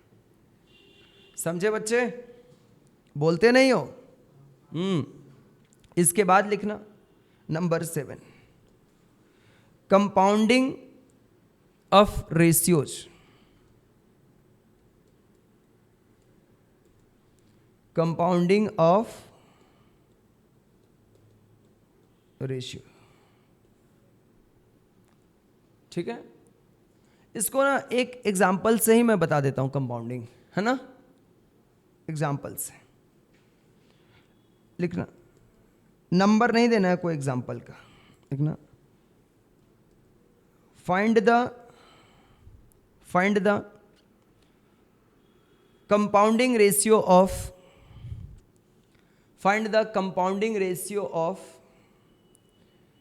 x is to y, 2a is to 3b and 6c is to 5d। इसका तुम लोगों को कंपाउंडिंग रेशियो निकालना है। चलो मैं बताऊंगा, कौन बताएगा? तुम लोग मत बोलना मैं बताऊंगा, नहीं तो बताना पड़ जाएगा, ठीक है। देखो इसका कंपाउंडिंग रेशियो कैसे निकलता है, कंपाउंडिंग रेशियो इन तीनों का ना बच्चे, ये एक है, ये एक है, ये एक है, तीनों का जो एंटीसीडेंट है, एंटीसीडेंट मतलब किसको बोलते हैं, फर्स्ट टर्म, ऊपर वाला पहले वाला उसको बोलते हैं, हिंदी में भी बोल दिया, ठीक है।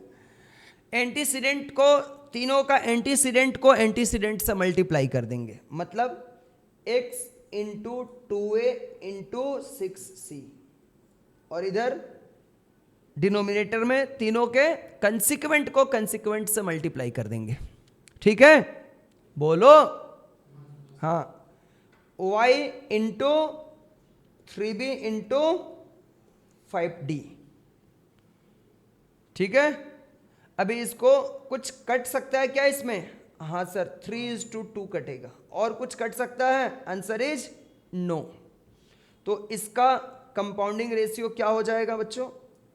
इसका कंपाउंडिंग रेशियो हो जाएगा 2 2 जा 4, 4xac इज टू 5ybd, यही इसका आंसर हो जाएगा, ठीक है।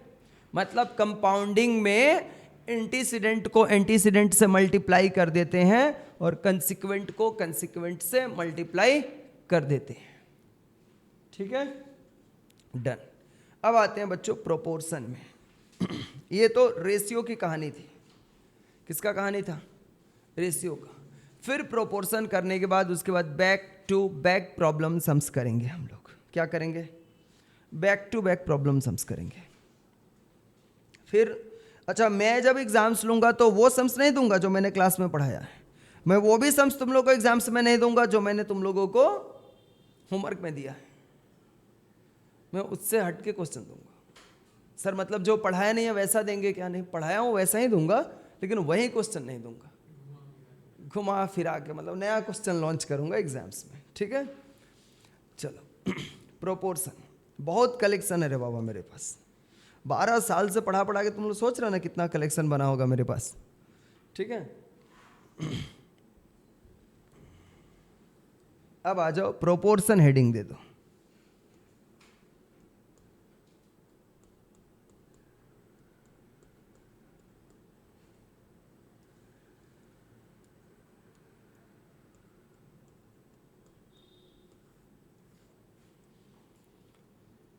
अब इसके बारे में लिखो थोड़ा, प्रोपोर्शन के बारे में लिखना। N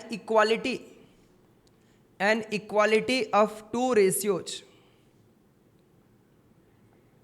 N equality of two ratios, दो रेशियो के इक्वालिटी को प्रोपोर्शन बोलते हैं।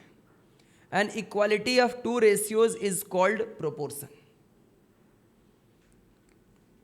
दो अलग अलग रेशियो को जब हम इक्वल करते हैं तब उसको अपन क्या बोलते हैं? Proportion.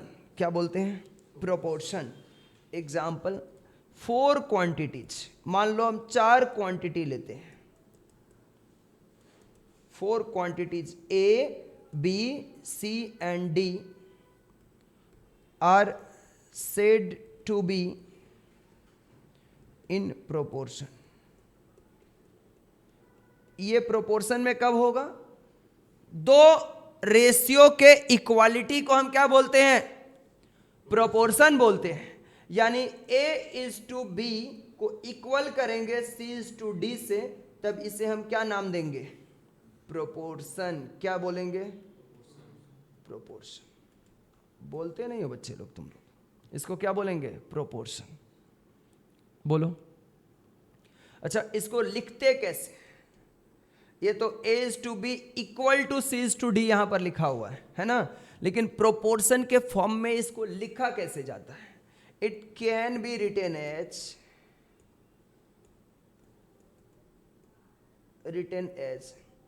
A is to B is as C is to D। इसको ऐसे लिखा जाता है। इसको बोलते हैं इसको बोलते हैं हम लोग is to, और इसको क्या बोलते हैं? is as। क्या बोलते हैं? is as। अब से बोल पाएगा ना तुम लोग? is to कौन है, is as कौन है? ठीक, ये हाँ 2 रेशियो इक्वल होगा।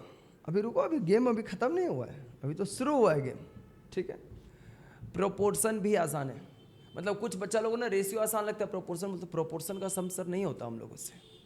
और इंस्टीट्यूट वाला कौन सा तुमको रेशियो का सम देगा? वो प्यार दिखाता है एकदम, अच्छा सा सम देगा उठा करके, 2 क्वेश्चन देगा या 3 क्वेश्चन देगा, उसमें भी अच्छा ही क्वेश्चन देगा। जो नहीं पढ़ के जाने वाले बच्चे लोग नहीं करके आ पाएंगे, उसको भी उसमें भी गलती कर देंगे। अगर गलती नहीं करते तो 80% रिजल्ट होता ना। नहीं समझे मेरे बात को? कितने बच्चे पास करते हैं एक टर्म में? CA फाउंडेशन के एग्जाम्स में 18%, 16%, 20%, बस। यानी जो नहीं पास करते हैं वो पढ़ने वाले बच्चे नहीं होते हैं, वो भी पढ़ने वाले होते हैं, प्रैक्टिस नहीं करते हैं। जैसे आपको यहाँ पर एक चैप्टर मैंने पढ़ा दिया, समझा दिया, अब मैं एक पढ़ाने के बाद ऑब्वियसली दूसरा में जाऊँगा, दूसरा चल रहा होगा तो शायद पहले का एग्जाम्स होगा मेरे पास, एक एग्जाम्स होगा। अच्छा मान लो तुम लोग एग्जाम्स में रखा और तुम लोग उसमें नहीं पढ़ा, बोला दे देते एक बार बैठ के, अभी तो रिसेंट पढ़े हैं, देखते हैं क्या आएगा नंबर, और कुछ भी नंबर आ गया तो मैं क्या करूँगा? तुम लोगों को जान से मार दूंगा, या तुम्हारे घर के लोगों को बोल भी दूंगा कि देखो या देखिए ये बच्चा लोग पढ़ाई नहीं कर रहा, लो अभी 10 नंबर का एग्जाम लिया मैंने, 2 नंबर लाया, 20 का एग्जाम लाया 5 नंबर लाया, तो तुम्हारे घर का लोग क्या तुमको मार देगा? जान से कोई नहीं मारेगा। आपको खुद ये समझ डेवलप करना है मेरे अंदर कि मुझे करना है, मेरे को 20 में 16 चाहिए, 18 चाहिए, 20 में 20 लेकर आऊंगा, ये टारगेट्स होना पड़ेगा। जब तक आपके अंदर ये आग नहीं लगेगा कि मेरे को खुद से करना है, खुद से नंबर ले आना है, टीचर ने मेरे को पढ़ा दिया उसके बाद मेरे को अपना रिवीजन खुद करना है, 2 बार करना है। मान लो मैं पढ़ने में थोड़ा ज़्यादा कमज़ोर हूँ, ठीक है, तो मेरे को 4 बार रिवीजन चाहिए, ये अपना बच्चा पढ़ने में तेज है, इसका 2 बार में ही काम हो जाएगा। तो ये मत देखो कि वो 2 बार में कर लिया तो मेरे को 2 बार में ही करना है। अब मैं अपनी कैपेसिटी तो मैं बेस्ट जानता हूँ ना, या जानती हूँ ना, तो मैं अपने हिसाब से करूँगा। ठीक है, मेरे को 4 बार रिवीजन की जरूरत पड़ेगा, मैं 4 बार करूँगा। मैं एक चैप्टर कम करके जाऊँगा, कोई दिक्कत नहीं है। वो 60 का लिख के आएगा, मैं 55 का लिख के आएगा मैथ्स में, फिर भी मैं पास करके निकल जाऊँगा। फर्क बात समझ में आ रहा है ना? आप ज़्यादा कर लेते हो तभी पास करोगे, इसकी गारंटी नहीं है। अब कितनी बार करके रिवीजन उसको स्ट्रांग बना लिए हो कि इसका सम आएगा तो मेरे लिए तो एकदम चीनी कम पानी हो जाएगा, तब जाके आप पास करोगे। ठीक है, तो ये स्ट्रेटजी पे काम करना आपको फ्रॉम द वेरी बिगिनिंग। और पहले नहीं, ये तो बहुत हार्ड होता है, हम नहीं करेंगे। हार्ड कुछ नहीं है, प्रैक्टिस करना पड़ेगा। कुछ भी पढ़ लोगे, नहीं रिवीजन करोगे तो ये रेशियो प्रोपोर्शन भी हार्ड लगने लगेगा। ठीक है, आगे बढ़ते हैं बच्चे। हेंस ये ऐसे बुलेट मार्किंग देके लिखना। Hence A B C and D are called first, second, third and fourth term of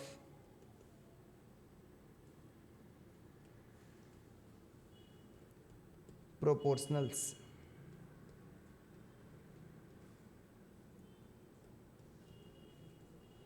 मतलब ये जो टर्म्स दिख रहे हैं ना, ए बी सी डी, ये इसको फर्स्ट प्रोपोर्शनल बोलेंगे, इसको सेकंड प्रोपोर्शनल बोलेंगे, इसको थर्ड बोलेंगे, इसको फोर्थ प्रोपोर्शनल बोलेंगे।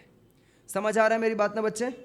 यानी हम लोगों का फर्स्ट प्रोपोर्शनल और लास्ट प्रोपोर्शनल, फोर्थ प्रोपोर्शनल का मल्टीप्लीकेशन का जो वैल्यू आएगा, वही सेकंड और थर्ड प्रोपोर्शनल के मल्टीप्लाई का वैल्यू आएगा। ऑलवेज बराबर होता है। यानी first proportional into fourth proportional equal to second proportional into third proportional होता है। हमेशा होता है, हमेशा होता है। ठीक है, मतलब ये भी देखो एक्सट्रीम में लिखा गया है, एक्सट्रीम एंड पे, और ये भी क्या है, एक्सट्रीम एंड पे है ना?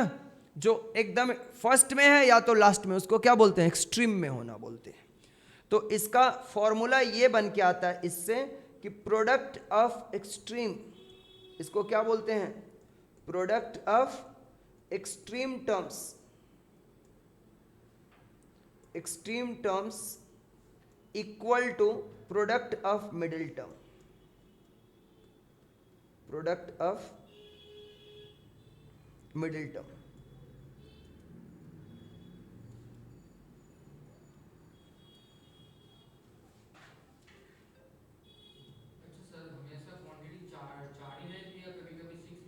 नहीं, 4 ही रहेगा प्रोपोर्शन। 4 6 होता तो मैं बोलता ना, 4 ही रहेगा। हाँ, 3 हो सकता है। बोलो। हाँ, इस दोनों को, बी और सी को, दोनों को मिडिल टर्म बोलेंगे। जो बाहर में है उसको एक्सट्रीम, दोनों एंड पे है, और जो मिड में है उसको मिडिल टर्म बोलते हैं, या मिड टर्म भी बोलते हैं। मिडिल बोलो या मिड बोलो, बात एक ही है। ठीक है, ठीक है भाई, बोलते नहीं हो? बोलो बच्चे।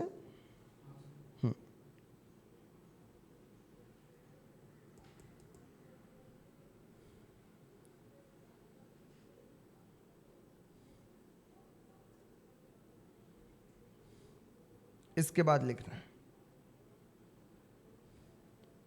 नेक्स्ट, इसी में ऐसे बुलेट मार्किंग दे करके, if A B and C, इसमें 3 ही है,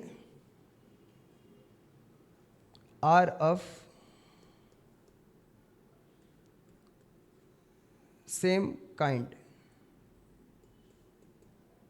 इन यूनिट्स, ये यूनिट्स में एक ही जैसा है। देन इसको अगर रेशियो में लिखना होगा तो कैसे लिखोगे, इसको कैसे लिखोगे रेशियो में? इसको लिखोगे A is to B equal to B is to C. A is to B equal to, इसी से शुरू इस पे खत्म। समझ में आ रहा है ना? यानी इसका एक्सट्रीम को मल्टीप्लाई करो और इसका मिड को मल्टीप्लाई करो, तो ए सी इक्वल टू क्या हो जाएगा, B square. B into B क्या हो जाएगा, बी स्क्वायर होगा ना। एक्सट्रीम का मल्टीप्लाई इंटू मिडिल का मल्टीप्लाई। समझ में आ रहा है ना?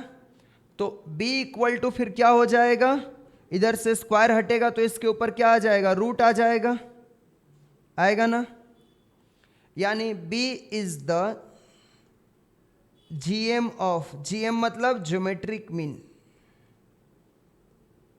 ये पढ़ाऊंगा तुम लोगों को सीक्वेंस एंड सीरीज में, of A and C. Middle term जो होता है ना, अगर तीन नंबर सेम काइंड का अगर प्रोपोर्शन में होगा तो मिडिल टर्म का equal to geometric mean of the extremes terms होता है। ठीक है, ये याद रखना है। अब आ जाओ बच्चे आगे, नेक्स्ट पॉइंट पे आ जाओ। नेक्स्ट पॉइंट पे अब तुम लोगों को हेडिंग लिखना है। ये तो एक नंबर चल रहा था प्रोपोर्शन का, अब इसका एक नंबर प्रोपोर्शन का एक नंबर कर देना। 2 नंबर में लिखना प्रॉपर्टीज ऑफ प्रोपोर्शन।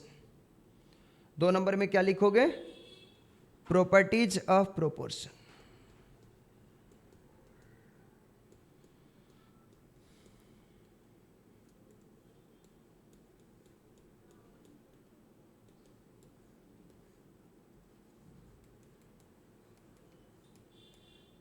ठीक है, इसका फर्स्ट प्रॉपर्टी लिखोगे क्रॉस प्रोडक्ट।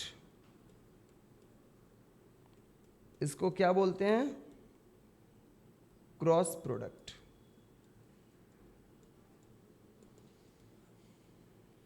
इसका मतलब sir, if A is to B is as C is to D, then क्या हो जाएगा, A D equal to B C. अभी अभी पढ़ा के आया हूं, इसको हम लोग क्या बोलते हैं, क्रॉस प्रोडक्ट।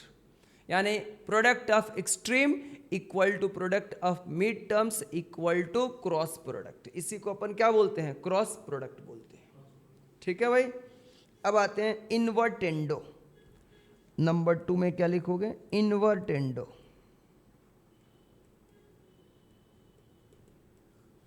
इनवर्टेंडो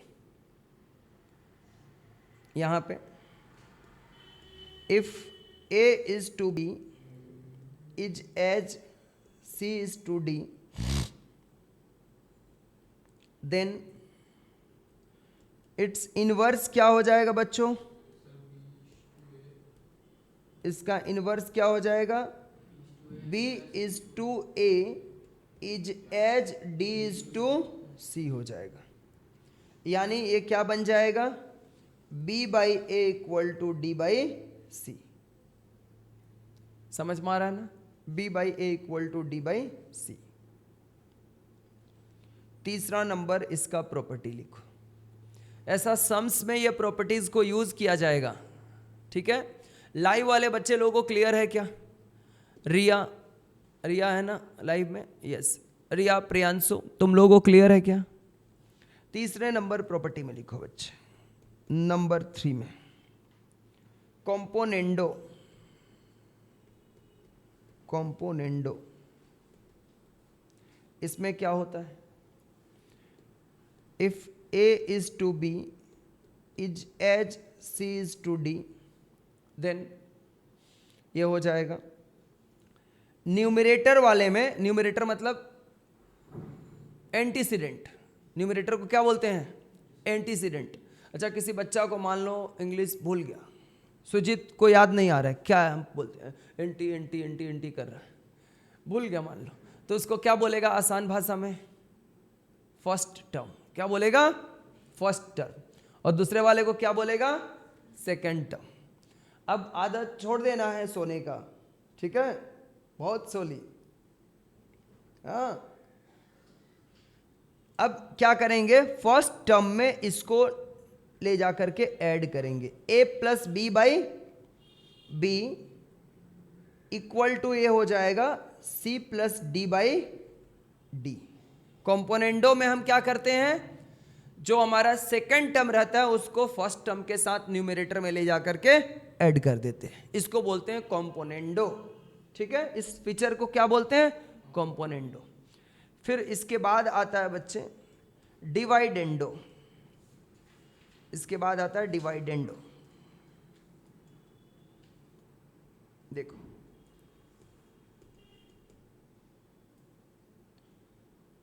डिवाइडेंडो, डिविडेंडो, डिवाइडेंडो, जो भी बोलना है बोलो। ठीक है, if A is to B equal to C is to D, तो इस बार क्या करते हैं हम लोग? इस बार इसको ले जाके न्यूमरेटर में माइनस करते हैं। समझे क्या?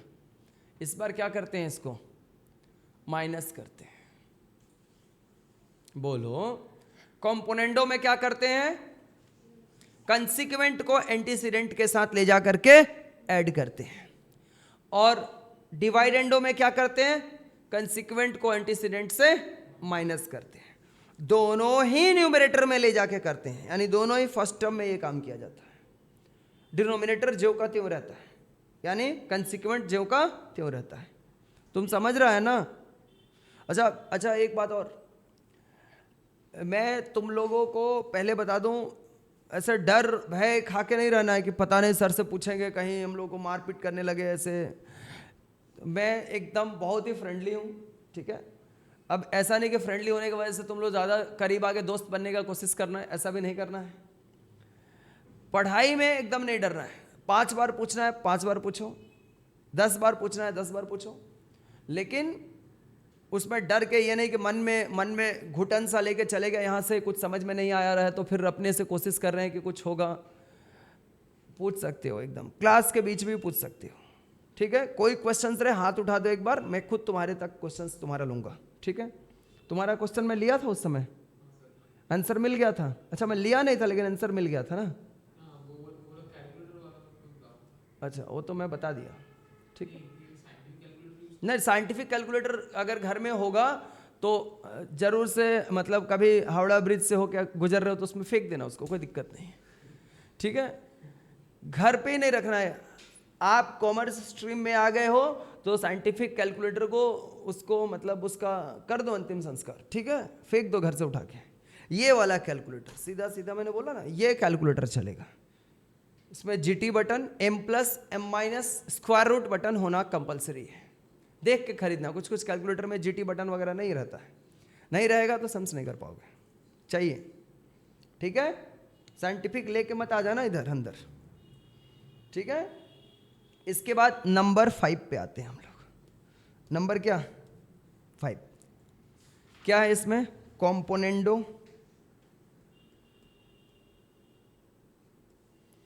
एंड डिवाइडेंडो एक साथ जब होगा तो क्या हो जाएगा बच्चे? मतलब दिस डिवाइडेड बाय दिस। अब देखो एक बार जस्ट मैं नॉर्मली लिख रहा हूं समझाने के लिए। LHS divided by LHS, A+B/B divided by A-B/B करेंगे तो ये तो कट जाएगा, बचेगा क्या? A+B/A-B बचेगा, बचेगा ना। तो कॉम्पोनेंडो एंड डिवाइडेंडो जब साथ में आते हैं तो वह क्या हो जाता है? A+B/A-B। लेकिन ये आया कैसे, समझ में आया ना। और ये क्या हो जाएगा? C+D/C-D। ये आया कैसे, पता चल गया। इसी तरीके से इसको भी करोगे, C+D/D और C-D/D, डी कट जाएगा तो क्या बचेगा? C+D/C-D बचेगा, हाँ या ना? हाँ। इसके बाद नेक्स्ट पॉइंट पे, number 6 alternendo, ALTERNENDO, alternendo. If A is to B is as C is to D, तो इसको ऑल्टर कर सकते हैं, यानी ये A/B इक्वल टू C/D है ना, इज एज को हम इक्वल टू लिख सकते हैं। अब ऑल्टर करना है, मतलब मेरे को किसी क्वेश्चंस को सॉल्व करने में ऐसा ऑल्टरनेंडो फीचर्स का जरूरत पड़ सकता है, तो हम क्या करेंगे? ऑल्टर करेंगे, यानी ए बी के जगह पे सी को और सी के जगह पे बी को कर देंगे, ऑल्टर करना मतलब चेंज करना। तो ए बाई सी, लेकिन जिस जगह से उसको हटाओगे उसी जगह पे इसको ले जाकर रिप्लेस करोगे, तो ये हो जाएगा बी बाई डी। मतलब अब ये क्या बन जाएगा, ये बन जाएगा A is to C is as B is to D. ये ऑल्टरनेंडो से बना। सर लेकिन एक बच्चा पूछ रहा है, श्रेयान पूछ रहा है कि सर आप तो बी और सी को ऑल्टर किए, मैं ए और डी को ऑल्टर कर सकता हूं क्या? बिल्कुल कर सकते हो, समझ में आ रहा ना, बिल्कुल कर सकते हो ऑल्टर। ठीक है, इसको ऑल्टरनेंडो बोलते हैं, इसको हम लोग इनवर्स नहीं बोलते हैं, ऑल्टरनेंडो बोलते हैं, ऑल्टर करना। ठीक है, नेक्स्ट बच्चे number 7, addendo, A double D E N D O. If A is to B, equal to C is to D, equal to E is to F, equal to dot dot dot dot dot dot। अगर ऐसा रहेगा तो क्या करोगे? तब हम लोग क्या करेंगे, एंटीसीडेंट्स को एक साथ ऐड कर देंगे और कंसिक्वेंट्स को एक साथ ऐड कर देंगे। देन ये फीचर्स में क्या हो जाएगा, देन इच रेशियो, एडेंडो के बाद क्या रेशियो बन के आएगा, equal to A plus C plus E plus dot dot dot dot divided by B plus D plus F plus dot dot dot dot. मतलब उसके बाद भी कुछ रहेगा तो ऐड करते जाएंगे। यानी हम लोग एंटीसीडेंट को एक साथ ऐड करेंगे और कंसिक्वेंट को एक साथ ऐड करेंगे। और एक और है आखिरी, सबट्रेहेंडो, सबट्रेहेंडो, SUBTRAHENDO, सबट्रेहेंडो। इसमें क्या होगा, if A by B equal to C by F equal to E by F, C by D, sorry A by B C by D होगा यहाँ पर, equal to dot dot dot dot. Then इसका ratio क्या हो जाएगा, etch ratio, ये तुम लोग बोलो क्या होना चाहिए, A minus C minus E divided by B minus D minus F minus dot dot dot, और यहां पर भी minus dot dot dot dot dot. ठीक है भाई, यहां तक होगा।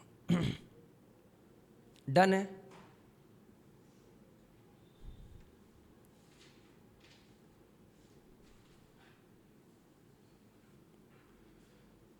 समझ आ गया बच्चे? तो अभी आप लोगों का जो क्लास है यहीं पर स्टॉप करेंगे। अब जब हम लोग अगले क्लास मिलेंगे मैथ्स के क्लास में, सर शेड्यूल कब देंगे? शेड्यूल तो at the end of the 4th day मैं दूंगा तुम लोगों को। अभी तो 4 दिन हम लोग अलग अलग सब्जेक्ट्स के इंट्रो करेंगे। ठीक है, तो उस टाइम पे तुम लोगों को जब भी मैथ्स का अगला क्लास शेड्यूल में आएगा आपका, उस दिन से back to back problem sums हम लोग स्टार्ट करेंगे। समझ आई मेरी बात ना? बैक टू बैक क्या स्टार्ट करेंगे? Problem sums. सर कब, किस डेट पे कौन सा क्लास रहेगा ये कैसे पता चलेगा? ये सब एप्लीकेशंस पे आएगा। ठीक है सर, हम लोग एप्लीकेशन में आएगा तो कैसे पता चलेगा? नोटिफिकेशन आपको मिलेगा। ठीक है, और बाकी सारा वो दीदी से तुम लोगों को गाइडेंस मिल जाएगा, कहाँ पे जाके ये देखना होता है वो सब बता देगी। ठीक है, चलो बच्चों, thank you so much, bye bye, take care all of you.